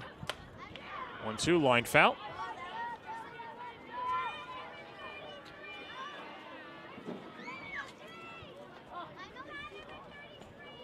Well, Iacopo was close with McKenna Smith, so I think that was the final piece that got her to sign with the New York Rise. And, you know, you just talk about the friendships that are made, and even though you don't play at the same school, I'm sure the travel circuits, coming up together, getting to know each other, that played a huge part in the decision for Iacopo to sign with New York. The game of softball is really so small once you start getting into it, and all the people that you know and you can connect with. I think that's what's so special about this sport, is really the people. Some of my best friends are ones who I played against throughout my entire career. And it's just that shared love, that shared passion. And what I love is Smith, being another catcher, said, hey, come on over here and make my team better, even though they play the same position. I mean, that's selfless softball. Certainly helped come playoff time later in the month in Chattanooga, basically a round-robin style from July 23rd to the 28th. So you're going to need your catcher if you're going to play multiple days. And you're right, it's not even like a rebuild or even much of a drop-off when Smith's not in the lineup. Smack to left, chasing back Caneto. It gets over her head and one hops the wall. And Mary Iacopo picks up her first hit as a member of the Rise. It's a double. That almost looked too easy for Iacopo. She decided to go to a timing swing. She started with her barrel in front, pulls back, and then shows off her power, sending it into left center. And that's the hot spot tonight on the field for the Rise.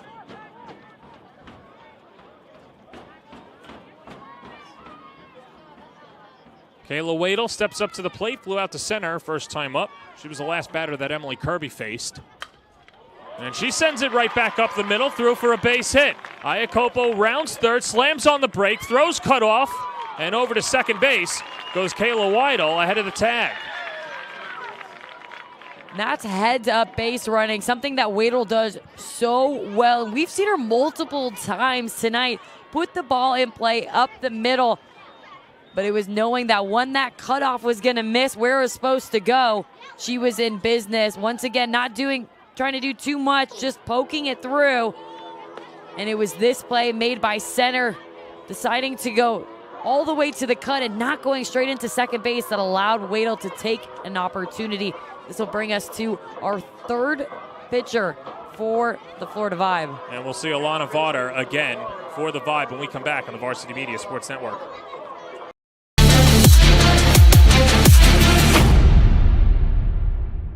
Hey sports fans, did you know Varsity Media live stream broadcasts get viewed by college coaches nationwide? Through our announcers' storytelling and insight on your athletes, we can help your players get an edge on college recruiting. Find out how by reaching out to Varsity Media today, 516-403-2050, or email ben@varsitymedia.net. Parents, Varsity Media is now offering ISO video of just your athlete. Why bother with the wide angle that shows every player on? Alana Vaughter comes on to try and put out the fire with the New York leading 5-3 in the bottom of the third inning. They'll have runners on second and third. And just like Kaylin Arnold before her, Vaughter comes on in a hot spot facing the top of the order. Ashley Trewiler steps up to the plate after a 2 RBI single her last time up. And there you see Vaughter starting DP all 3 games, has come on in relief, and now hoping that for herself, second time's a charm against this New York Rise lineup. And that's why having Vaughter as the DP really helps, because it allows that substitution to be able to come in really effortlessly, bringing her on the mound, something that Coach Scott had in the back of his mind. He said, I have one option if we feel like they're calling low in the zone, and I have another if it's high. And with the nod to Vaughter, shows that he's confident in her being able to hit the zone and pound strikes throwing low.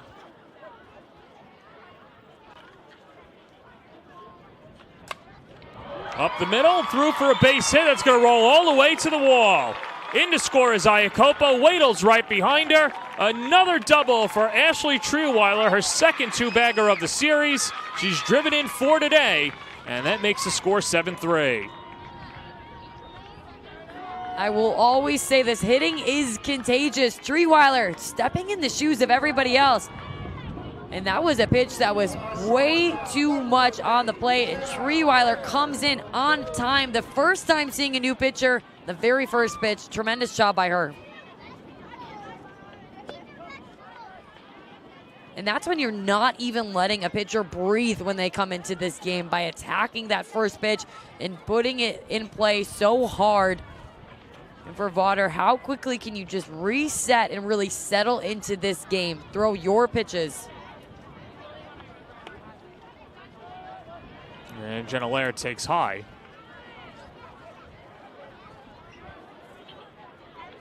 Laird a 2 RBI double her last time up. And pumps it foul down the left field line.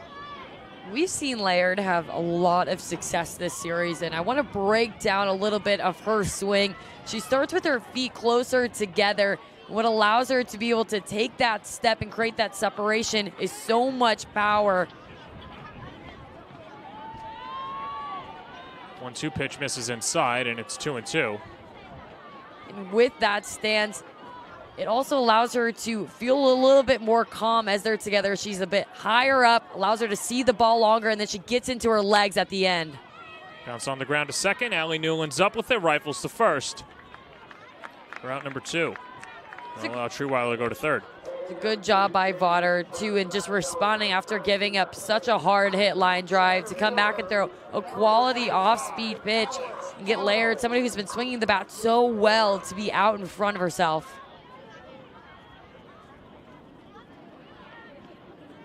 Here's Alex Honnold, a single and a walk. It's at the shallow right. It's going to fall in for a base hit. Trewiler in to score, and the hits keep on coming. Alex Honnold makes it 8-3 New York. Those are tough pitches to hit when you're jammed. And for Vaughter, this is a quality pitch. She goes up and in on the hands, with just so much power, allows it to bloop in between right field and second base.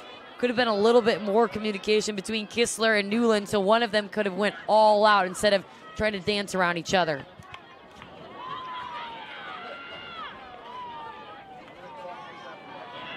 Count 0-1 to the 7th batter of the inning, McKenna Smith.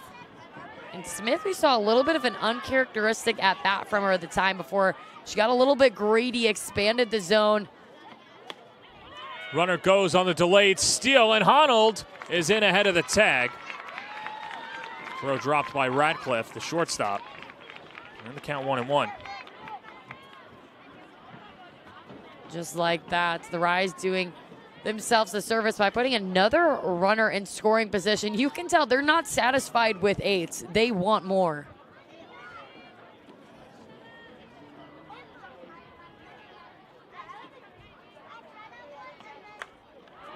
Poked into center, and it's tracked down. Carmen Greenwood in the alley makes the play, and the inning is over. But the Rise add 3 more and take an 8-3 lead after 3 on the Varsity Media Sports Network.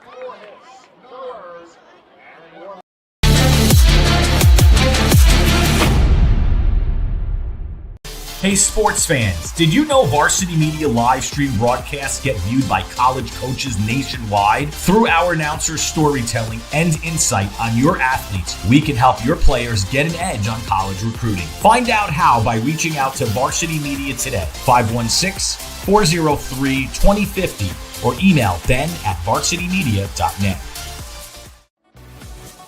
Hey parents, how about a bobblehead for your athlete? Bobbleheads are one of the most preferred personalized gift items today, and it's so easy to order. All you need is a photo of your athlete, a model number from our extensive collection of bobbleheads, and the sculpting process begins. 2 proofs are sent for your approval, and once it's approved, in a few weeks, your bobblehead is on the way. It's that simple. Order your bobblehead today by logging into varsitymediapass.com and click catalogs, or call 516-403-2050. Top of the 4th inning here at Bill Edwards Stadium, and a new pitcher for the New York Rise. It is Lauren Krings who comes out of the bullpen, spelling Courtney Weish. As Krings out of Loveland, Colorado, and we see finally the 3rd Missouri Tiger taking over. 0-1 on the year, a 6.36 ERA. She's given up 2 runs. 3 walks and 1 strikeout in 2 2/3 innings of work, and Krings, with a clean inning, gets her first home appearance of her New York Rise career.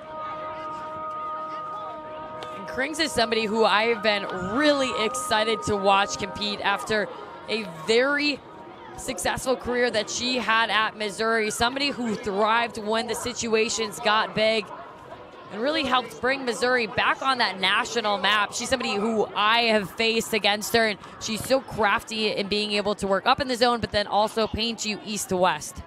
You know, Sid, I think the list would be a lot shorter of the players that you haven't faced in this league so far. First pitch hacking, popped, foul territory, and will go into the bleachers. And to that point, it's so funny as we start scouting the teams that we're going to call. I so often go back to the notes that I had as a player of how do I want to attack her today in the box, and now I'm talking about it on air, so it's a fun full circle moment. We can let the secrets out now. It's not going to burn you. Keep that one in the back pocket, just in case. Here's Michaela Paparata. Flew out to right her first time up. Jam shot, center of the diamond. Blampede battling with the wind and hauls it in, 1 away. You could hear it at times, but the flag's been blowing in from center field the entire evening. And that's just going to help push the ball a little bit faster out of the pitcher's hands, but also it can work at a bit of a disadvantage against the hitters. However, we've still seen home run power even against this wind. Here's Madison Kennedy. Takes down and in. Kennedy now 0 for 7 in the series. You see a little bit of self-talk there, just reminding herself on that lateral turn. She practiced it between her swings. Good hack, fouls it into the netting, 1-1. Came into the series hitting .272 with a home run and 5 runs driven in. A couple of extra base hits as well. She had a SEC leading 9 home runs this past season for Mississippi State. And count 2-1. When you talk about the SEC matchups, you have Mississippi State going against Missouri. These are two players who are very familiar with each other, and these battles, they can go right from college to the professional league, and they remember what each other did against one another.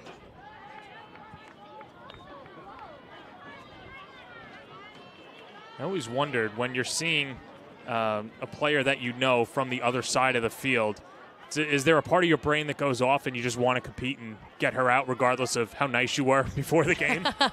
They're always, when you step in between those lines, no matter how nice somebody is, they can be your best friend once the game ends, but when it is your turn to compete, every single one of these women are on this field and in this league because they are huge competitors.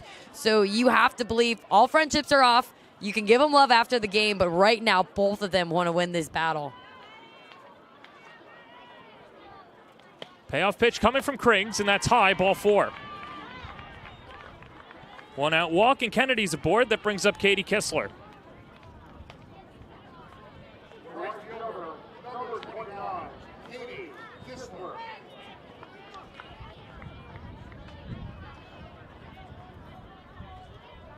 For the Rise, they've been able to utilize so many different arms on the staff, and so far have not had to repeat quite to the same extent that the Florida Vibe has had to, but consistently bringing in new arms, and with that comes new looks.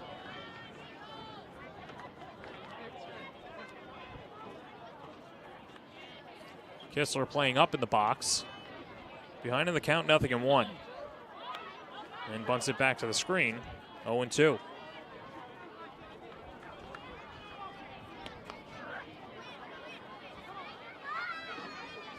And it's in this 5, 6, 7, 8 is something that Coach Scott really wanted the Vibe to have an extra concentration. And how can we deliver at the heart of the lineup?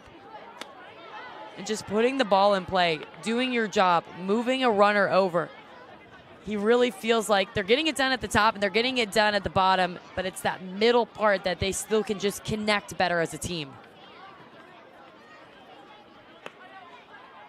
1-2. Pump foul. You know, as people are getting a little bit of a glimpse of sky in that foul ball, granted, we have the win tonight, but I have to say, we're 3 for 3 with beautiful sunsets that are right over the field here at Hofstra. No, it's been a great aesthetic, and really, especially a lot of the Northeast has been burdened with the cold weather this entire season. Really didn't warm up till the middle of May. And, of course, you know, softball begins in February, so that's a long time to wait. Oh, you want to talk about cold weather? Well, yeah. Yeah, being in the Midwest, playing in March, but exactly to your point, whether you're in the Northeast or the Midwest, most often you have to travel either south or to the West Coast to play in those first couple weeks because it is brutal. Did you guys practice outside in the beginning of the year or all inside? It depends. If we were going somewhere warm, we'd stay inside. But if we had a home game, even if it was snowing, 20 degrees, you were getting used to the cold out there. Because with that comes the science of how can I still find ways to feel my fingers even when they feel frozen? How can I field a ground ball when the dirt is rock hard because of how cold it is? You're not exactly making Evansville a travel destination to go to. Hey, I will be Northwestern's biggest champion because it's cold, but you can win Big Ten championships there. So there's that. Check swing. She goes around, says first base umpire Alex Leap, and Katie Kistler's retired. First strikeout of the evening for the new pitcher, Lauren Kriggs. Kriggs utilizing her curveball to get that strikeout. That's what she does best, is she's able to swing it across the plate. And even though it broke late, it was still a check swing that ultimately led to the strikeout. Here's Alana Vaughter trying to help her own cause now, the newest pitcher for the Vibe. Single to right her first time up. That was her first hit of the series. Takes a good whack at that one, but misses 1-1.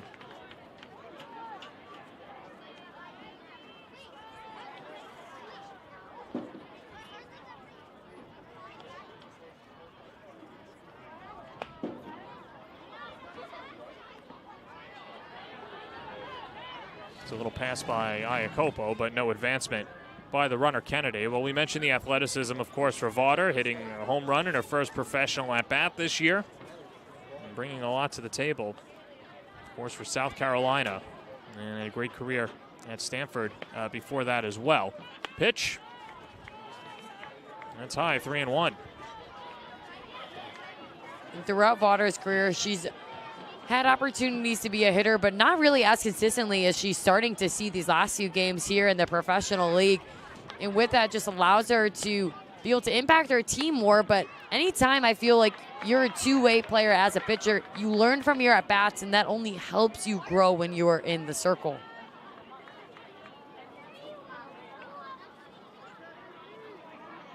Three balls, 2 strikes, 2 outs, 8-3 the lead for the Rise. Top of the fourth. On the ground to short. Laird whips it across the diamond, and the inning is over. Krings works around the 1-out walk, and we're halfway home. 8-3 the lead for New York on the Varsity Media Sports Network.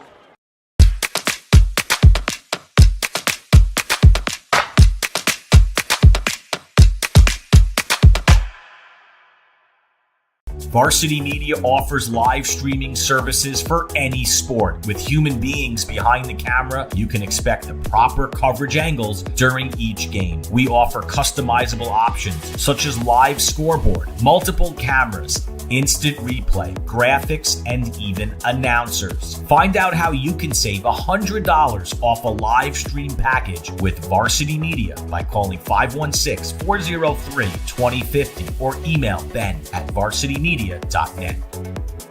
Are you a local business looking for new and creative ways to promote your company? Varsity Media offers affordable rates that can get your message across to a demographic of 18 to 54 years of age. Our follower base across social media is over 50,000 strong, and our viewership numbers per game are in the thousands. Don't blow your advertising budget on old staples like TV and radio media. Reach out to Varsity Media to get the best bang for your buck. Beautiful sunset here in Hempstead. As we go to the bottom of the fourth, an 8-3 lead for the New York Rise. And another sellout crowd here, and credit to the New York Rise organization.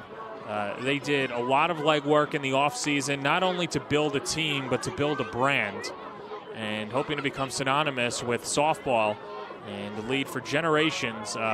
One of the top leagues and field one of the best teams in the country, and this is step one, Sydney, and they've been passing it with flying colors. It starts from the top down. I mean, when you look at ownership, and even, everyone who's in this booth here with us today, producing this, doing the scoreboard, doing the announcing, I mean, it really takes a whole team to be able to put together a professional production and a professional game, and I know it's something that the players feel very grateful to be a part of.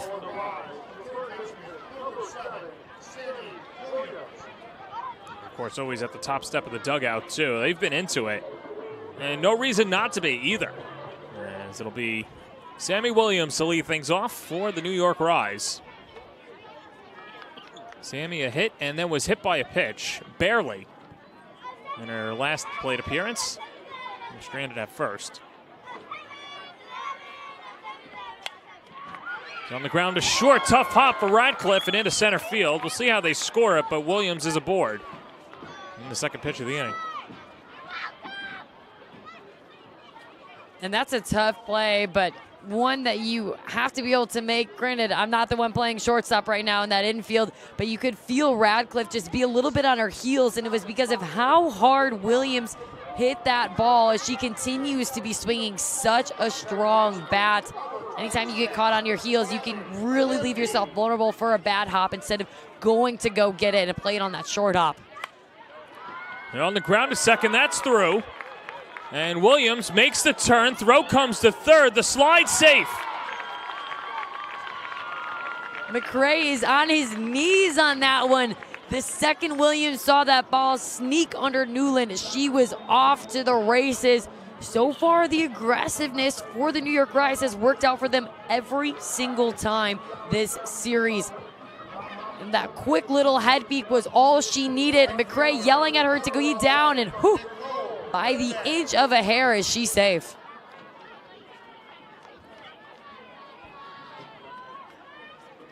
So here's Nicole Mendez. They ruled out a single. as Mendez takes at the knees. And the count 0-1. Mendez in her last at bat was caught a little bit vulnerable on the outer half of the plate.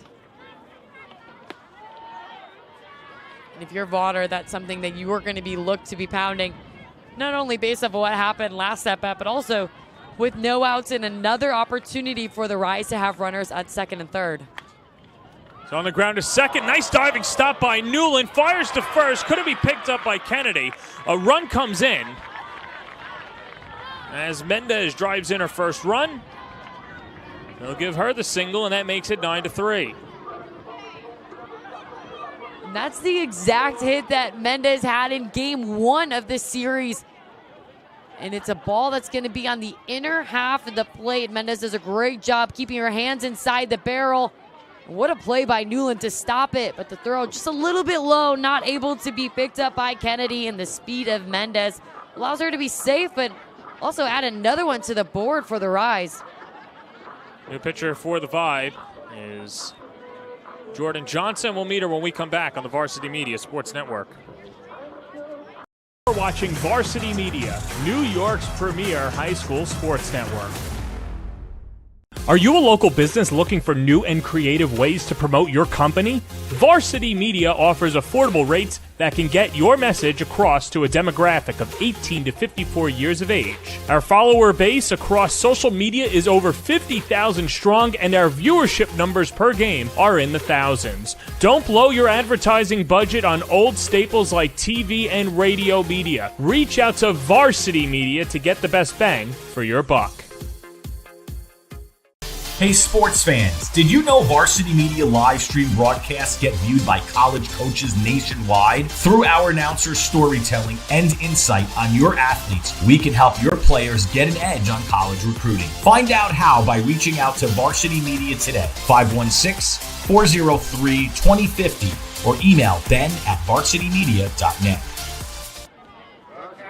9-3 the lead for the New York Rise. And how about some home cooking? Thank you, Sarah Cornell. Where can we get a piece? Who's going to deliver that up here in the press box? I mean, she is showing it off. I think she's got another career. Well, you know what? She knows the area, is from Westbury, went to Clark, so she knows all the great pizza spots around the area. So thank you, Sarah, for that. And I'll tell you what, New York's been eating tonight. 9 runs on 10 hits. And runners on the corners as Iacopo grounds it to third, picked up by Paprata, her only place to first, and gets the out. I mean, you keep the puns coming. I have to ask you, being the East Coaster that you are and a New Yorker that you are, what is more New York? Would you say it's the bagels that you guys are known for, or the pizza? Which one? Every region's going to claim their pizza, so I'm going to go with bagels on that. That's a great question. Thank you. That is journalism. Yeah, putting the journalism 101. degree. Yes, at 2 great institutions. I mean, I have to say, I think I told someone this today. I have ate more bagels in this year of living in New York than I did my entire life, about times 10. You know what it is? Everyone around the country has their favorite pizza spot. But there's something in the water here in New York that makes the bagel special. As Kayla Weidel bangs it foul. I would have to attest with you on that one.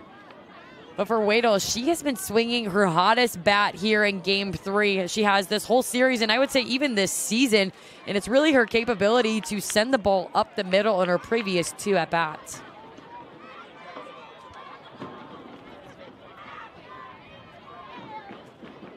Well, there's Elizabeth Hightower now coming in, and these relievers have not had a clean inning so far that they're getting thrown into, as Hightower makes her second appearance, or check that, third appearance of the series. She only faced one batter on Monday night with 1 2/3 innings last night, giving up 2 runs on 2 hits, a couple of walks and 3 strikeouts. That goes to the backstop. Another run will come in to score as Blampy makes it 10-3 New York.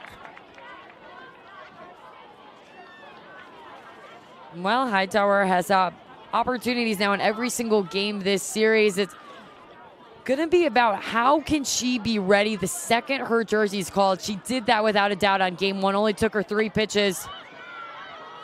Lifted right side. Easy play for Kennedy, 2 down. Game 2, we saw a little bit more of a struggle, an earlier release than anyone was expecting. Granted, that pass ball was a tough play, but now she just produced a good quality out. How can she try to take control of this game where, from a pitching staff, they've lost a bit of control, and now how can she be the answer? Ashley Trierweiler swinging a hot bat. Driven in 4 runs today, 2 for 3 with a double. And takes low, 1-0. Both of the catchers tonight behind the dish. They're getting their work cut out for them. Frazier right there does a great job just blocking and dropping to her knees.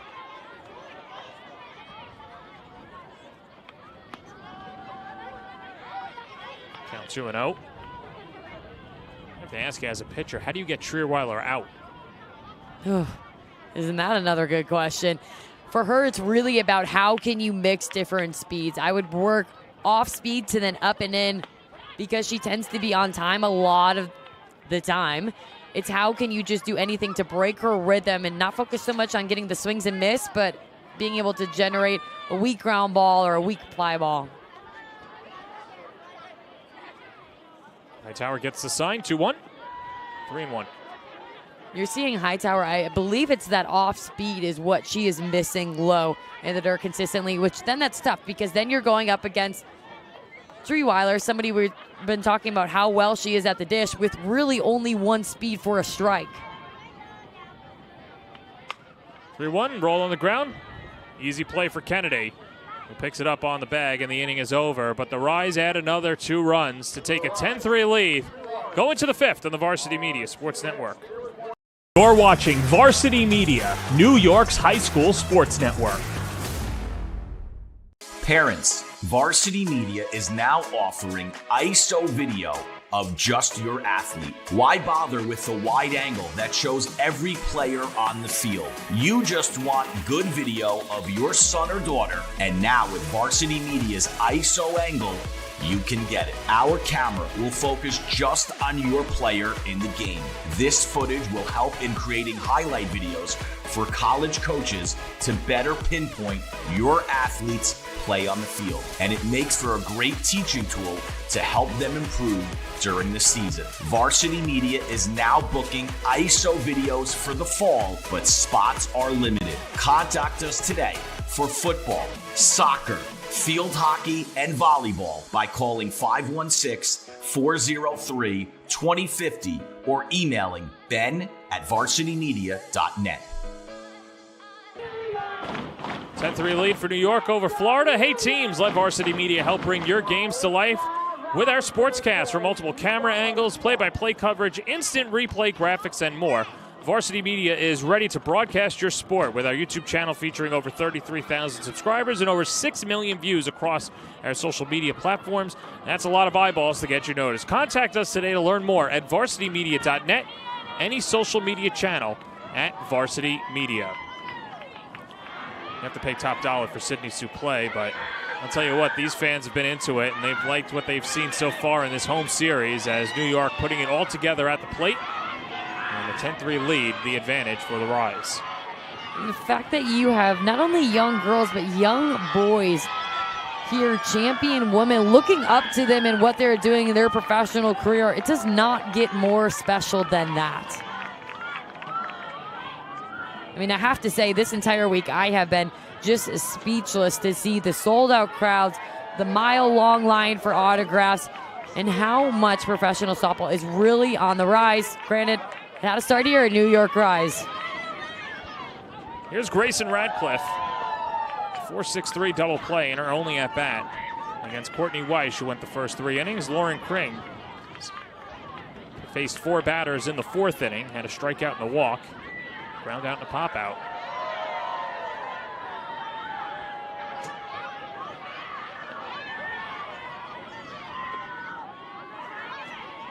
And the pitch just misses, 1-1. And I have to give a lot of credit to the pitchers who have come in late in the game for the Rise. They've really been the steady fest that's allowed this team to come back in a lot of situations or keep the lead. And Krings is another example, somebody who is just pounding the zone but being very effective early. Yeah, Krings, like we mentioned, from Missouri, out of the SEC. One of 3 Tigers on the roster. Threw over 600 innings at Missouri, a 57-32 career record. And I know this stat will haunt her. 599 career strikeouts. So Couldn't close. get that one more. And that should be a fun fact question, if she even knows that as well.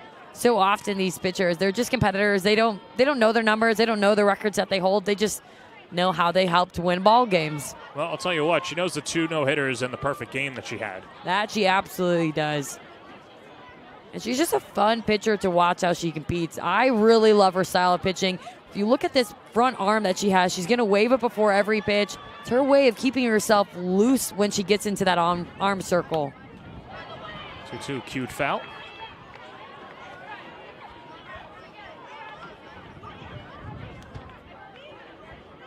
You're retired now. You knew all your stats, right? Post-career? No, goodness no. I couldn't tell you that either. Like you said, a few games stand out, the perfect games, the shutouts, but other than that, it was just the championships you won with your team. That's what really mattered. All right, spoken like a true pro.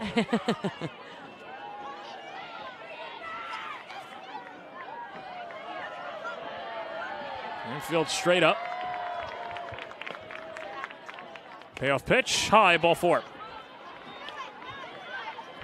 Second free pass from Krings. And rolls over the lineup. Carmen Greenwood.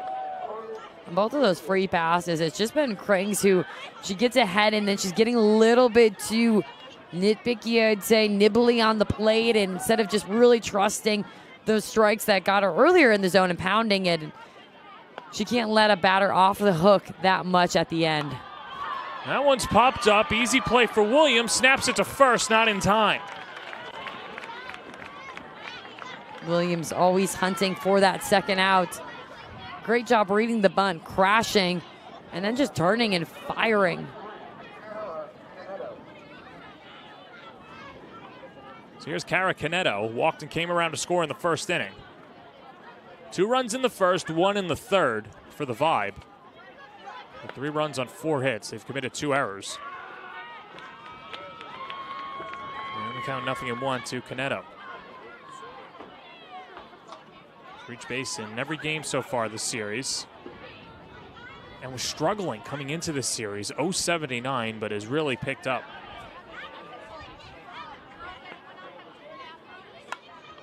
Lined to left, it's a base hit, and Canedo picks up her first hit of the night. And to your point about Canedo, coming into this series, she was a lot of high Ks and no walks, and that tells me that she wasn't getting deep into the count. She wasn't really being selective of the pitches she wants to attack, and I think that's been the biggest difference maker that's allowed her to have a lot of success, is just understanding what's her power zone part of the plate that she can go attack. Here's been the best offensive player for the Vibe tonight, Allie Newland, a single and a solo home run in 2 at-bats. First pitch misses, 1-0.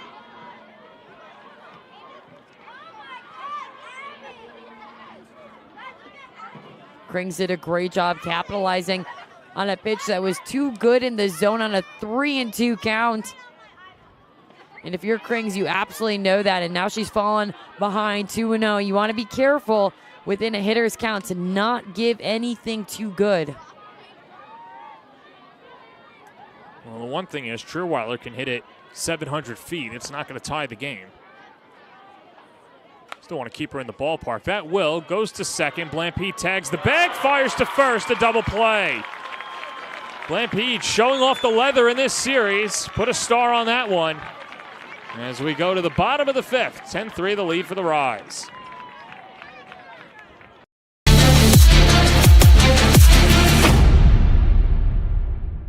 Hey sports fans, did you know Varsity Media live stream broadcasts get viewed by college coaches nationwide? Through our announcers' storytelling and insight on your athletes, we can help your players get an edge on college recruiting. Find out how by reaching out to Varsity Media today, 516-403-2050, or email ben@varsitymedia.net. Hey parents, how about a bobblehead for your athlete? Bobbleheads are one of the most preferred personalized gift items today, and it's so easy to order. All you need is a photo of your athlete, a model number from our extensive collection of bobbleheads, and the sculpting process begins. 2 proofs are sent for your approval, and once it's approved, in a few weeks, your bobblehead is on the way. It's that simple. Order your bobblehead today by logging into varsitymediapass.com and click catalogs, or call 516-403-2050. 5th inning stretch, and there's the Ferris wheel, and great time of year as well. And I'm a little biased. Love the 4th of July holiday, and just the atmosphere around everywhere. It's been festive so far here today, and it's been great to be on Long Island, especially these last 3 days Sydney used to play. I have to agree. This is my first holiday week, I guess you could say, up here on the East Coast, and there's definitely something special about it. And then to be playing softball on the day, I mean, I'm going to claim it as America's sport. That's what I'm going to say. Yeah. I'm not going to argue on that fact, as here's Elizabeth Hightower coming in for her first clean inning. Hightower, once again, of course, in those patriotic uniforms as well, the Stars and Stripes. I wonder if there are 50 stars on that. There's probably more than 50 stars on that uniform, right? True. I think you should count. Let me know when you're done. Yeah, I got to get my binocs. For Hightower, she is somebody who had a successful career at Florida. She threw 70% screwball. However, since coming into the pro leagues, she's developed a changeup. And I just think that is so smart of her to feel like, hey, I was really good, but now I'm going to take a step up. How can I continue to grow my game? She's got the 9th most shutouts in Gators history. All-SEC second-team selection, was part of that 2019 All-SEC freshman team.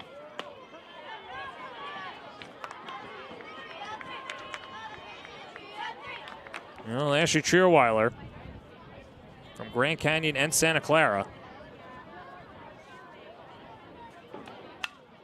All right, check that. Jenna Laird serves it into right field. It's a base hit. Start off the 5th inning. So the Tiger against the Gator. If there is a hole on the field, I think Laird has found it. I mean, she has went left field, left center, right side. Somebody who, when things are clicking, man, do they just click. For Laird, that's her 5th hit of the series and second straight multi-hit game. On the count 0-1 to Alex Honnold.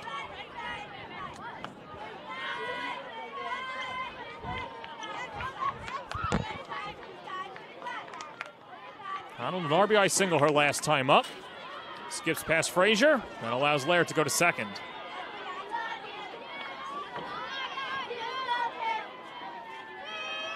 So we've been told that there is no run rule at the professional level. Of course, in college, Laird would represent the mercy-inducing winning run.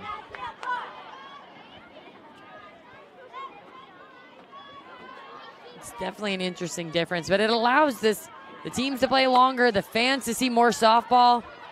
Under the glove of Newland, and here comes the runner to the plate. Laird scores in ahead of the tag. Heads up base running by Jenna Laird makes it 11-3. Showing no mercy is Laird. What an incredible job at always looking for another run, another base. And that is McRae Craft to its finest.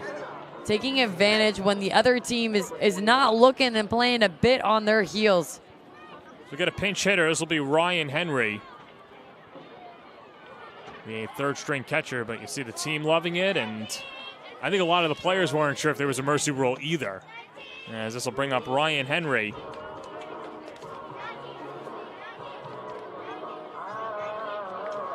Henry from Ramsey, New Jersey, played at Villanova and ended her Villanova career as a 2-time Big East champion. 3rd in school history for career home runs with 31, and a career slash line of 263, 338, and 497. She's got power to all fields. Only one plate appearance in her professional career. It was a walk last week in the Scenic Cup Championship. And I want to see Hightower go right at Henry, somebody who's coming off the bench, coming into this game. The last thing you want to do is to start dancing around with them, allowing them to see more. Line to left, Caneto lines it up. And swiftly gets it back into the infield for the first out. Henry did a great job stepping at the plate, being on time in her very first pitch she saw against Hightower. You can't ask for a better swing than that, a line shot, but again, another good catch by the outfield. Here's Sammy Williams. You could sense this coming from Williams, and you have to even go back to last night when she flew out to deep center field, then had the game-winning single, but it's only a matter of time before Williams snapped out of the funk. Hitting is so much about confidence, and when you are feeling confident in your swing, you start to be a little bit looser, be a bit freer. I think that's what you're starting to see in Williams. She's always had the talent, but she is so confident at the plate right now. 1 for 2 on the day, scored 2 runs, was hit by a pitch back in the second inning. Line to left center field, that's in the gap. It's an extra base hit. Honnold stops at third. It's a double for Sammy Williams, who picks up her second hit of the day.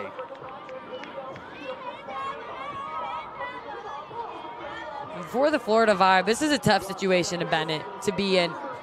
When you're just seeing hits like Williams get produced over and over again. She hits a deep one to left center, which is, again, that has been the hot spot for the Rise. But I want to see somebody on this Vibe team really step up and try to take control of this game. How can you be the voice and then back it up by making a big-time play? Here's Riley Blampy, takes up and in, 1-0. And for anyone watching, people are in these situations all the time where you feel like the game is unraveling in front of you. The best thing you can do in that moment is be loud, over-communicate, and just be aggressive towards the ball. Ball fouled off. And 4 doubles now for the Rise. Get a little massage over there, too, trying to warm up Ford's arm. Might not be ready to go today, but she'll probably be ready later on this weekend.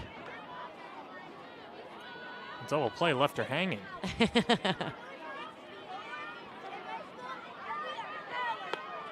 How good was Ford in game 1?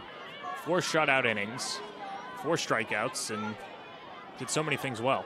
So crafty, and you can see her start to find even more of a comfort zone with this team. And I watched her throw her bullpen yesterday. She's working on a few different things with her front side, which I think is really going to open up this game. Blampy, deep left field, it's gone!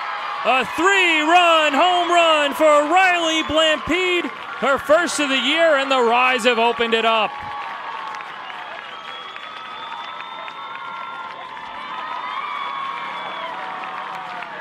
The New York Rise are unstoppable today at the plate. Blampede just following in the footsteps of her teammates before her, and she will take a ball that was on the left side of the plate on the outer half all the way, pulls it to left field. And she's been somebody who has just been waiting to have her breakout moment, and she does it right here and continues the huge lead that the Rise has. Mike Scott comes out of the dugout, and he brings his lineup card with him, so we'll see some shuffling of the defense and probably a new pitcher as well. Hightower taking off the face mask, and see the new pitcher. It will be Jordan Johnson to take over for the Vibe. We'll step aside when we come back. We'll introduce Jordan Johnson on the Varsity Media Sports Network.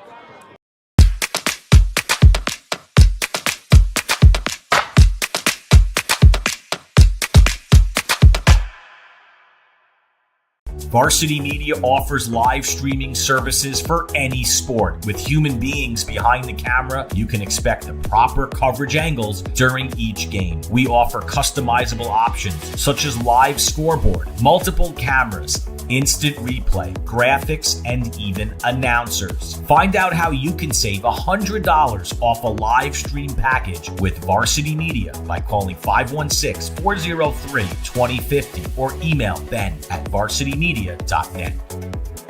Are you a local business looking for new and creative ways to promote your company? Varsity Media offers affordable rates that can get your message across to a demographic of 18 to 54 years of age. Our follower base across social media is over 50,000 strong, and our viewership numbers per game are in the thousands. Don't blow your advertising budget on old staples like TV and radio media. Reach out to Varsity Media to get the best bang for your buck. Jordan Johnson, the Game 2 starter yesterday, comes on in relief. She's now the 5th pitcher for the Vibe from Paolo, Kansas, and of Central Arkansas. We'll deal with the bases empty and Nicole Mendez at the plate. And pumps in a first pitch strike, 0-1. How impressive is the New York Rise in being able to really handle 4 pitchers very well, talented pitchers. Now Johnson will try to be the difference maker, and what Coach Scott and the rest of the team really likes from Johnson is her ability to always throw strikes. Something that allowed her to be the 2023 ASUN Pitcher of the Year, where she had a 1.88 ERA and 175 innings pitched. Count 2-1. For the Vibe, it's all about how can you just get these Rise hitters to start to be off time. We have just seen barreled ball after barreled ball so far. Mendez 1 for 3 on the day. Maker 2 for 4, as that's going to go to the gap and roll all the way to the wall. Mendez on her horse with the 5th double of the day for the Rise.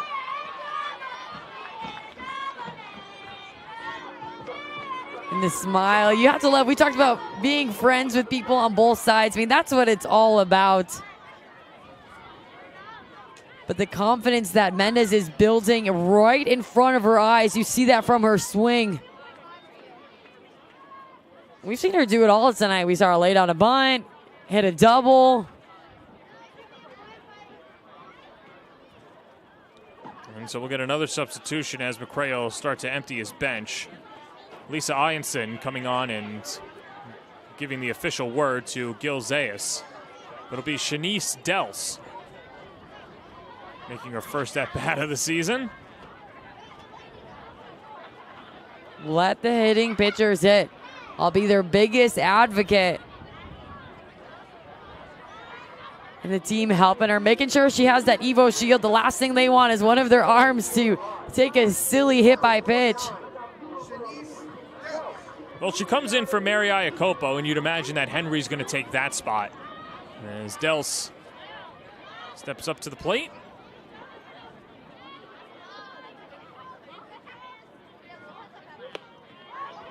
And fastball blown by her, 0-1.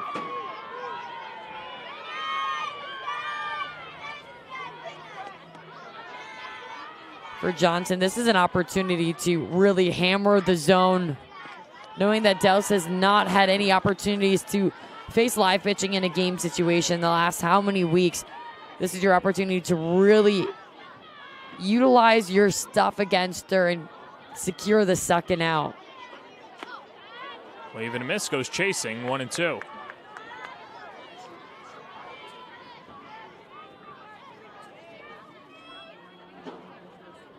Mendez, the runner at second, already 1 out. 1-2, wave and a miss. Struck her out.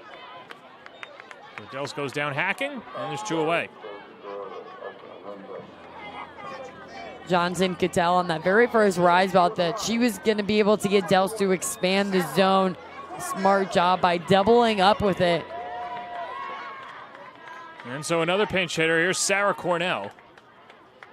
Came on in relief in game 1 and was the pizza spokesman in the dugout as well. And the former Hofstra Pride taking an at-bat. One of her friendly confines in her career. Of course, played for Hofstra and Alabama. And waves through a rise, 0-1. There's a little bit of fire behind Johnson on the mound. When you're having players who haven't hit yet sub in, you can use that as a motivation, saying they think they can get a hit off of me. Well, let me show you this.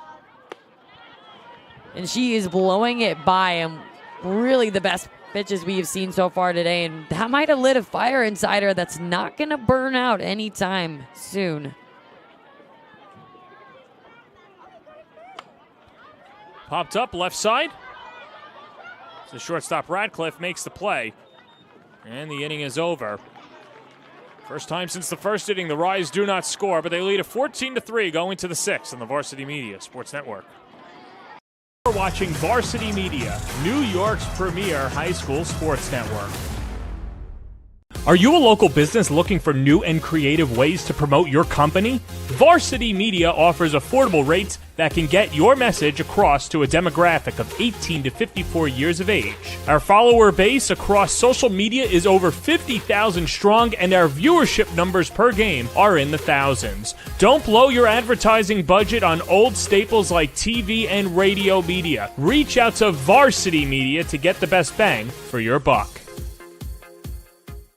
Hey sports fans, did you know Varsity Media live stream broadcasts get viewed by college coaches nationwide? Through our announcers' storytelling and insight on your athletes, we can help your players get an edge on college recruiting. Find out how by reaching out to Varsity Media today, 516-403-2050, or email ben@varsitymedia.net.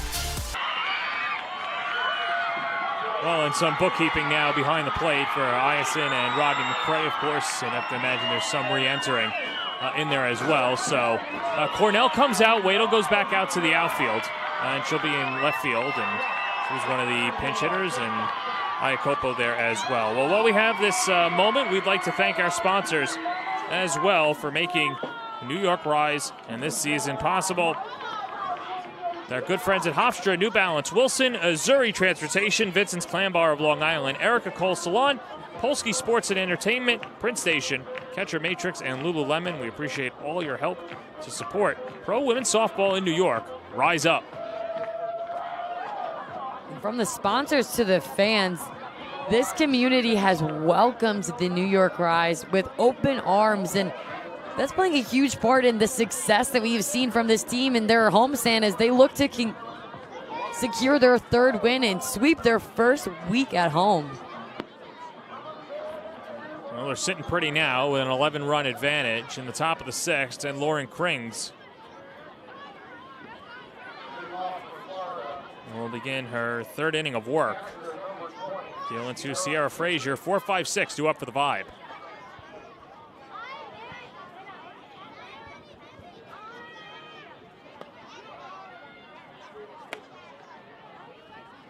And she misses high for ball one. Frazier, a 2 RBI single in the first inning, and then grounded out to second in the third. 1 for 2 on the day.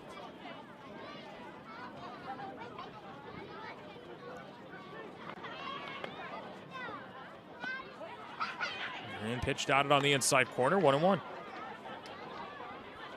For Frazier right now, how can you not try to do too much? Understand that there's no way you can hit a home run that's going to bring you to 14 or to 15 runs.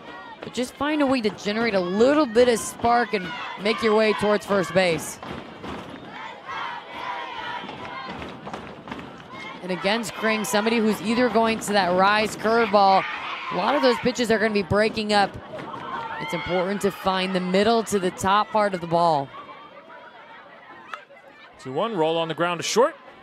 Easy play for Jenna Laird, 1 away. Laird has made it look effortlessly over at shortstop, fielding a lot of hard-hit balls. This Rise team, who had 3 errors yesterday, really cleaned it up defensively tonight.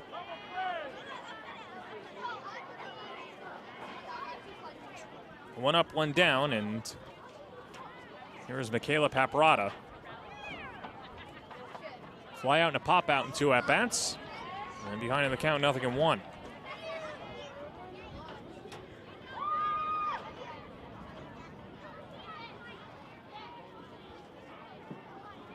For the Vibe, you are going all in for this game until the very last out. But again, it's creating momentum. How can you start to do the little things right? And even a base hit here, how it can bring confidence in that momentum going into your next series. Yeah, after today, the Florida Vibe will head south, and they'll take on Chattanooga over the weekend. foul.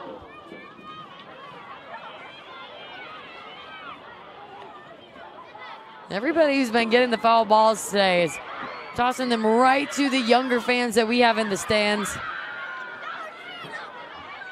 Well, it's prime property because with the autograph signing after the game, you want to get as many signatures as you can.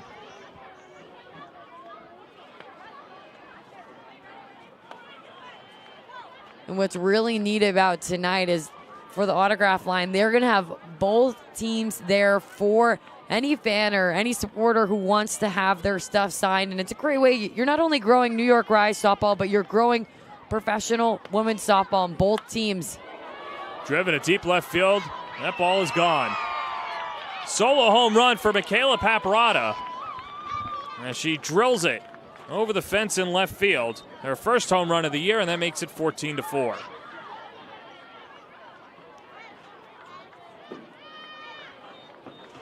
This is a great job by Paparata. She's going to take an inside pitch that never quite got inside, all the way to left field. And she was waiting for a miss, and when she saw one, she capitalized on it. And that's the momentum that I'm talking about, bringing into the next game that she plays. She might not have an opportunity to hit again tonight, but she is going to remember that home run the next time she's at the plate. First pitch misses to Madison Kennedy. Ball one.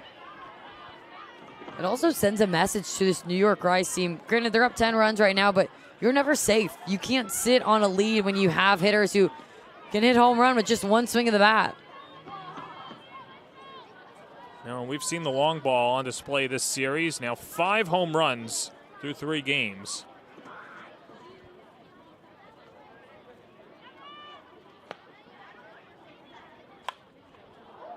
Scalded, right center field. Alex Honnold, 2 outs.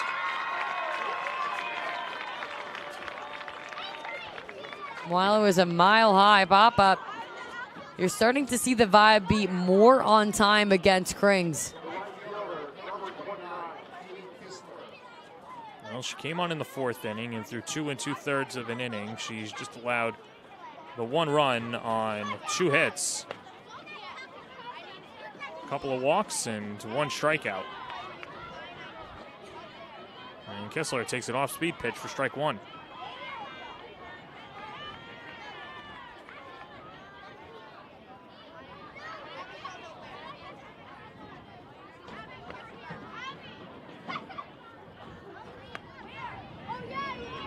Just misses, 1-1.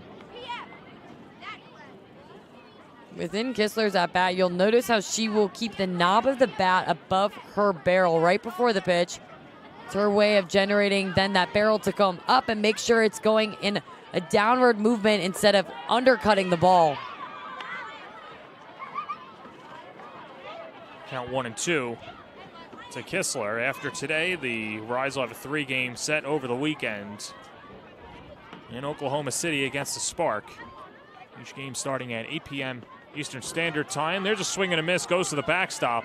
Henry digs it out, a late throw, but Kistler's aboard.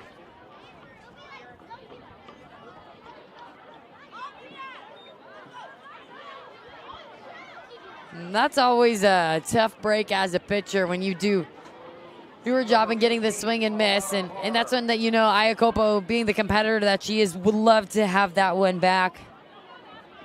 But now can the Vibe continue to take advantage of putting a run on the board and now having a base runner at first base?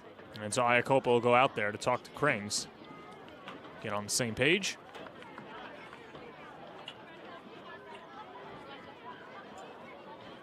Iacopo, what a great job she's been able to not only learn one pitcher in the game, but also on her second one. And this is only going to help the Rise moving forward throughout the season. It's the chemistry that they are building in real time.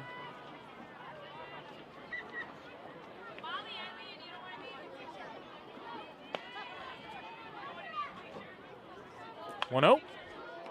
Backhanded. Sammy Williams slings it across the diamond, and the inning is over. 14-4 the score. The Rise leading the Vibe on the Varsity Media Sports Network. You're watching Varsity Media, New York's high school sports network.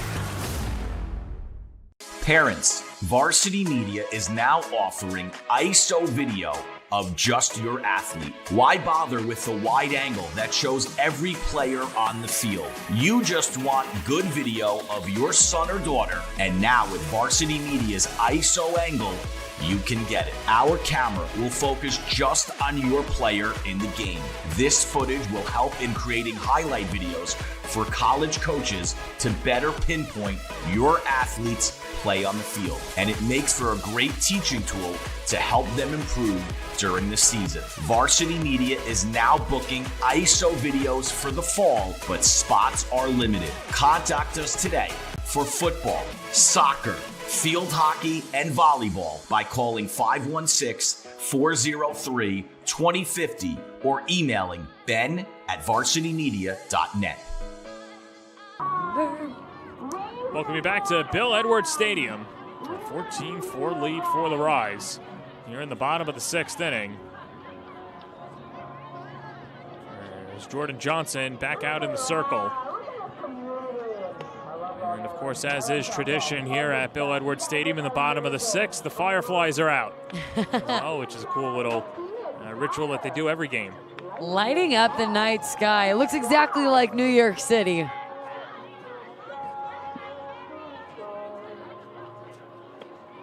For this home crowd, you have to take a little bit of a pride in what the Rise has done in these last 3 games and know that you're a part of it, whether you're watching at home or you're here with your flashlight out with us tonight. So here's Ashley Trierweiler. Stepping up to the dish is her 5th plate appearance of the evening. Driven in 4 runs with a double. The Rise have hit 5 doubles collectively as a team. And Trierweiler takes strike 1. Trierweiler, Jenna Laird, and Alex Honnold, 1, 2, 3 for the Rise.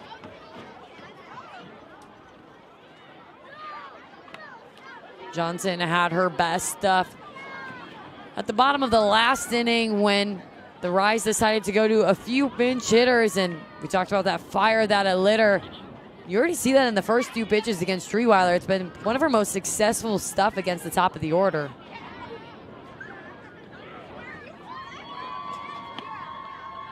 Takes outside, 1 and 2.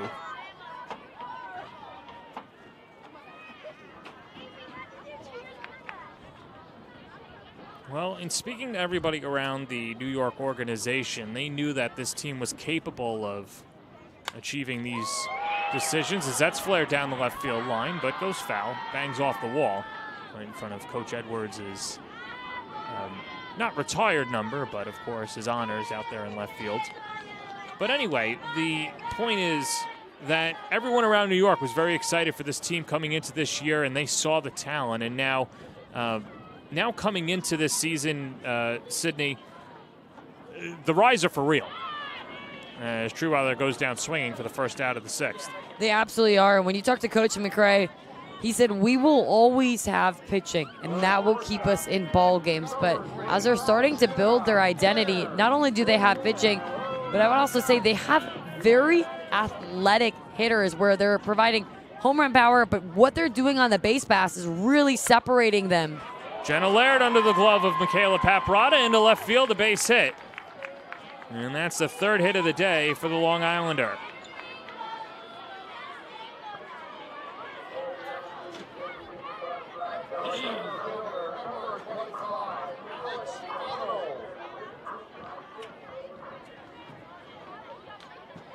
So Laird on at first, and here's Alex Honnold. 2 for 3 with an RBI single in the 5-run 2nd inning.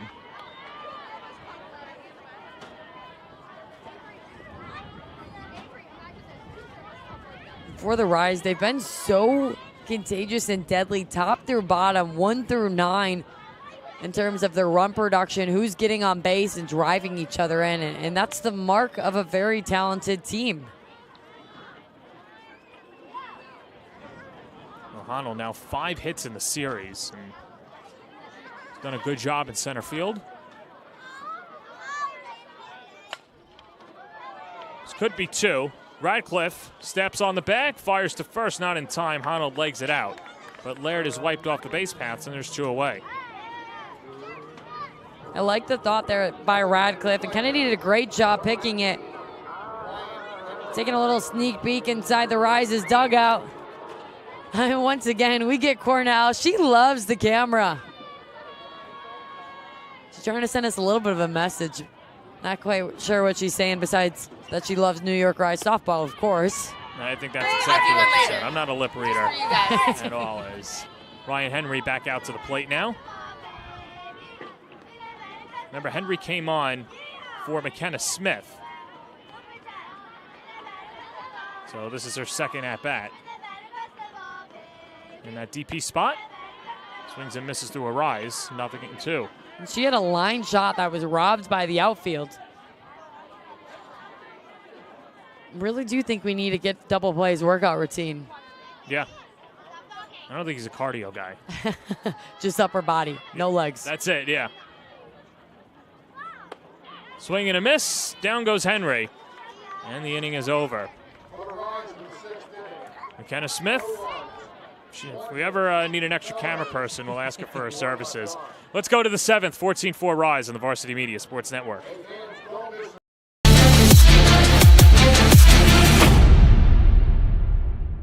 Hey sports fans, did you know Varsity Media live stream broadcasts get viewed by college coaches nationwide? Through our announcers' storytelling and insight on your athletes, we can help your players get an edge on college recruiting. Find out how by reaching out to Varsity Media today, 516-403-2050, or email ben@varsitymedia.net.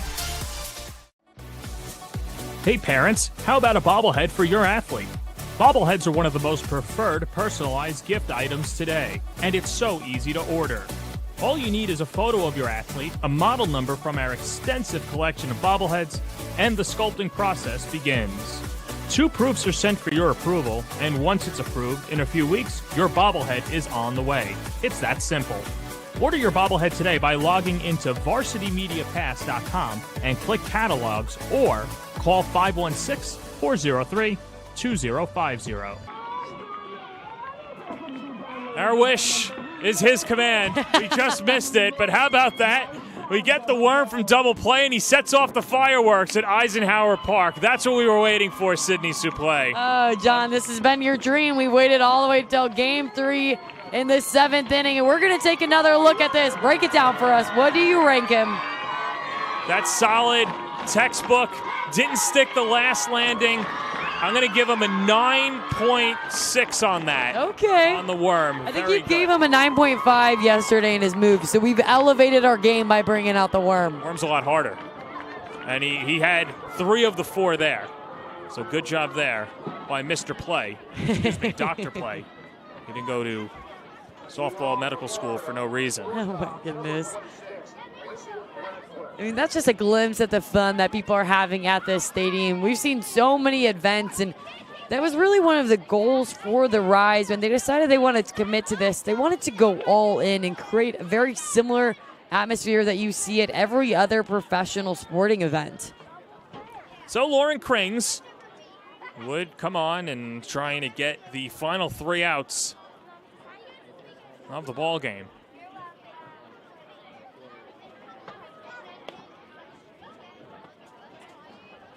She deals to Grayson Radcliffe, and behind in the count 2-0.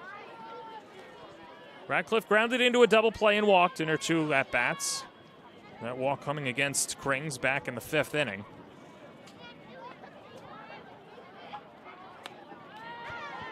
Fisted foul, 2-1. For Krings, right now you just want to pound the zone. You have a 10-run lead. You need 3 outs. Trust the defense behind you.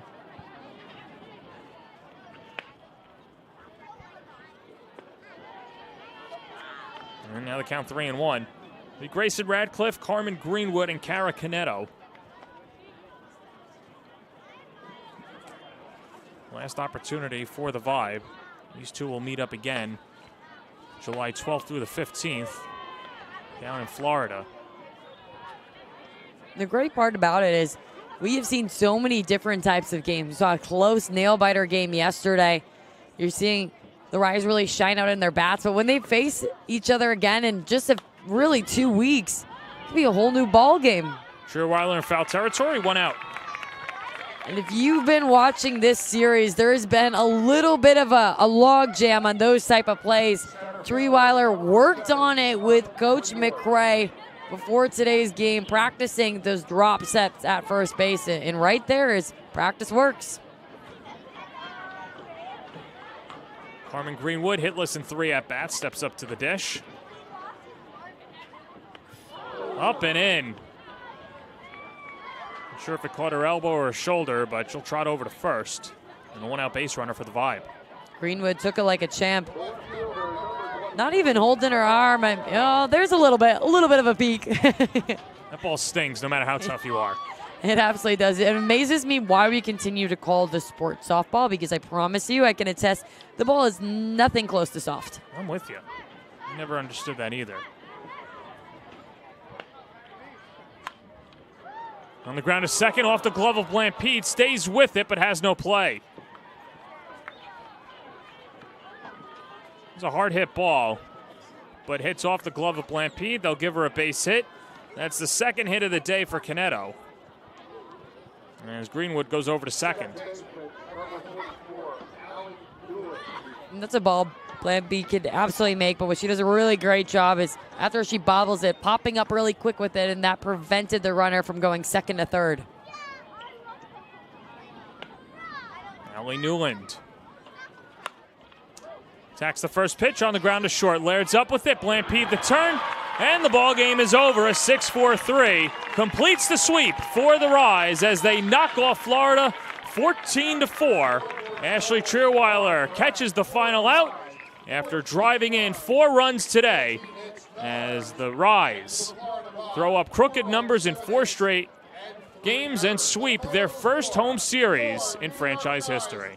This is a week that every single person will remember, whether you are a fan, you watched at home, or you were one of the ones dominating on the field. What's impressed me about the Rise is their capability to be dominant on every single aspect of the field.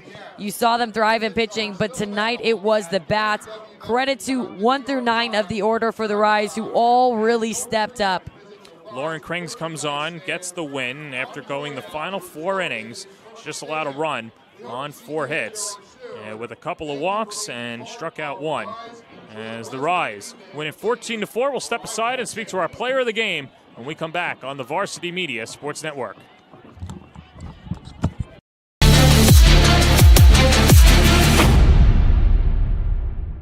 Hey sports fans, did you know Varsity Media live stream broadcasts get viewed by college coaches nationwide? Through our announcers' storytelling and insight on your athletes, we can help your players get an edge on college recruiting. Find out how by reaching out to Varsity Media today, 516-403-2050, or email ben@varsitymedia.net.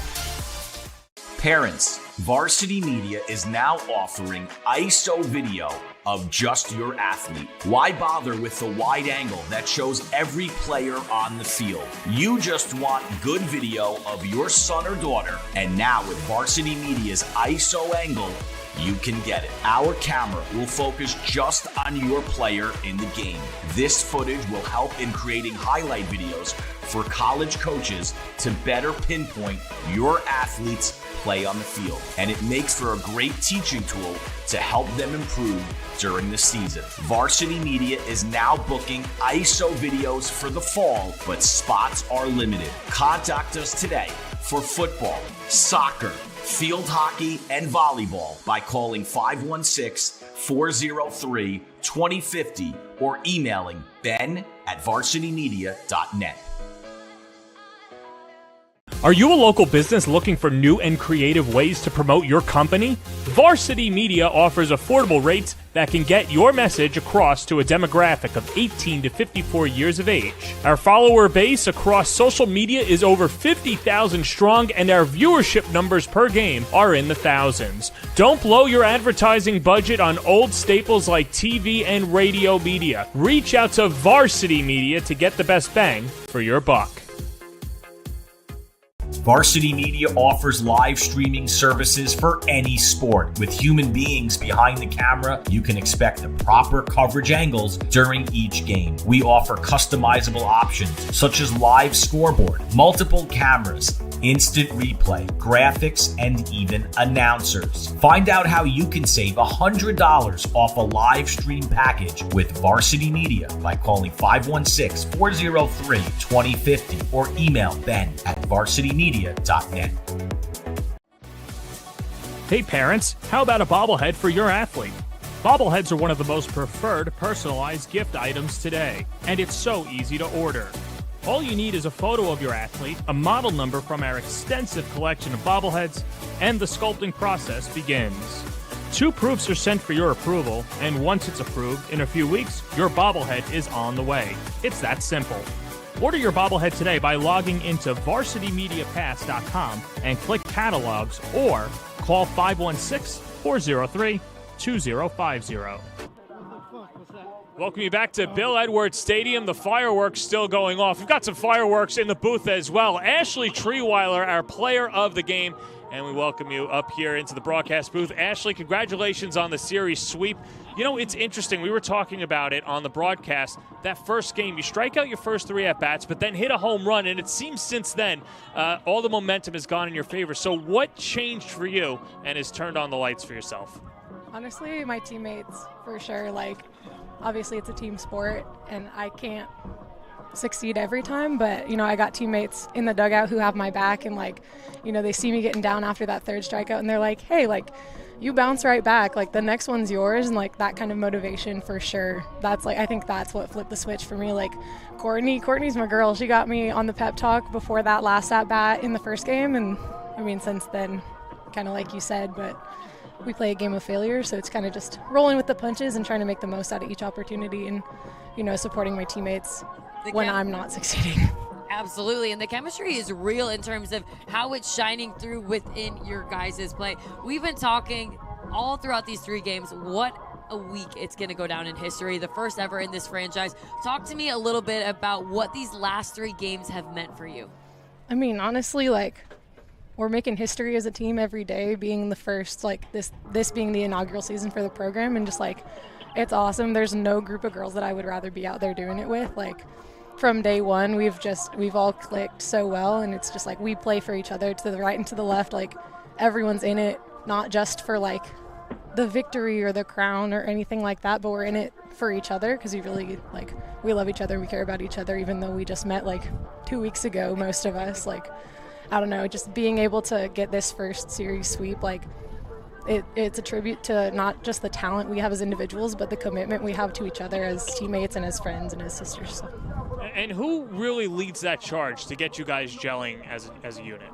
Gosh, who doesn't is the good answer to that question. I mean, obviously we have McKenna. She's like the CEO of energy out there. Like, there's no louder voice on the field than her. In the dugout, like, you're always hearing her. It's awesome. But then we have vets. We have, like, Jalen Ford and Kayla and Sammy and Nicole and, you know, all these girls who've been through it before, and just seeing, like, the way that they lead and the way that they approach the game. Like, for me as a rookie this year, like, having those girls as teammates, like, I look up to them so much, and it's just huge to have that kind of support within the team. It's like you can always learn from everyone on the team, and I think it's just like everyone has a role as a leader on this team. It's not like anyone's new to the game. Like, we've all been playing for the majority of our lives, so I'd say there's not just one person leading the charge, and everyone kind of plays a role in that, if that makes sense. Your team might have caught a few people by surprise in the Scenic City Cup, but after winning that and what you guys have put on display this week, you're not hiding from anybody anymore. No, ma'am. What should people expect from the New York Rise for the rest of this season? I mean, they should expect a show. We're going to go out there, we're going to have fun, we're going to play for each other, and we're going to play for just the love of the game. So I would expect, honestly, the same thing that we've put on out here. A lot of energy in the dugout, a lot of energy on the field, and you can just, like, obviously you can just see the way that we all gel together on defense, on offense, everything. So I'd expect that kind of consistency going forward too. Well, Ashley, congratulations on the victory. And the New York Rise will be taking their show on the road as well as they go to Florida over the weekend. Our next broadcast will be on Monday, July 15th, with coverage beginning at 6:45 p.m. So that'll do it for our entire crew. Happy 4th of July, everybody, from Eisenhower Park and Hempstead. This is John Perez on behalf of the entire Varsity Media crew, wishing you a happy and safe 4th of July holiday. This has been a presentation of AFP Softball on the Varsity Media Sports Network.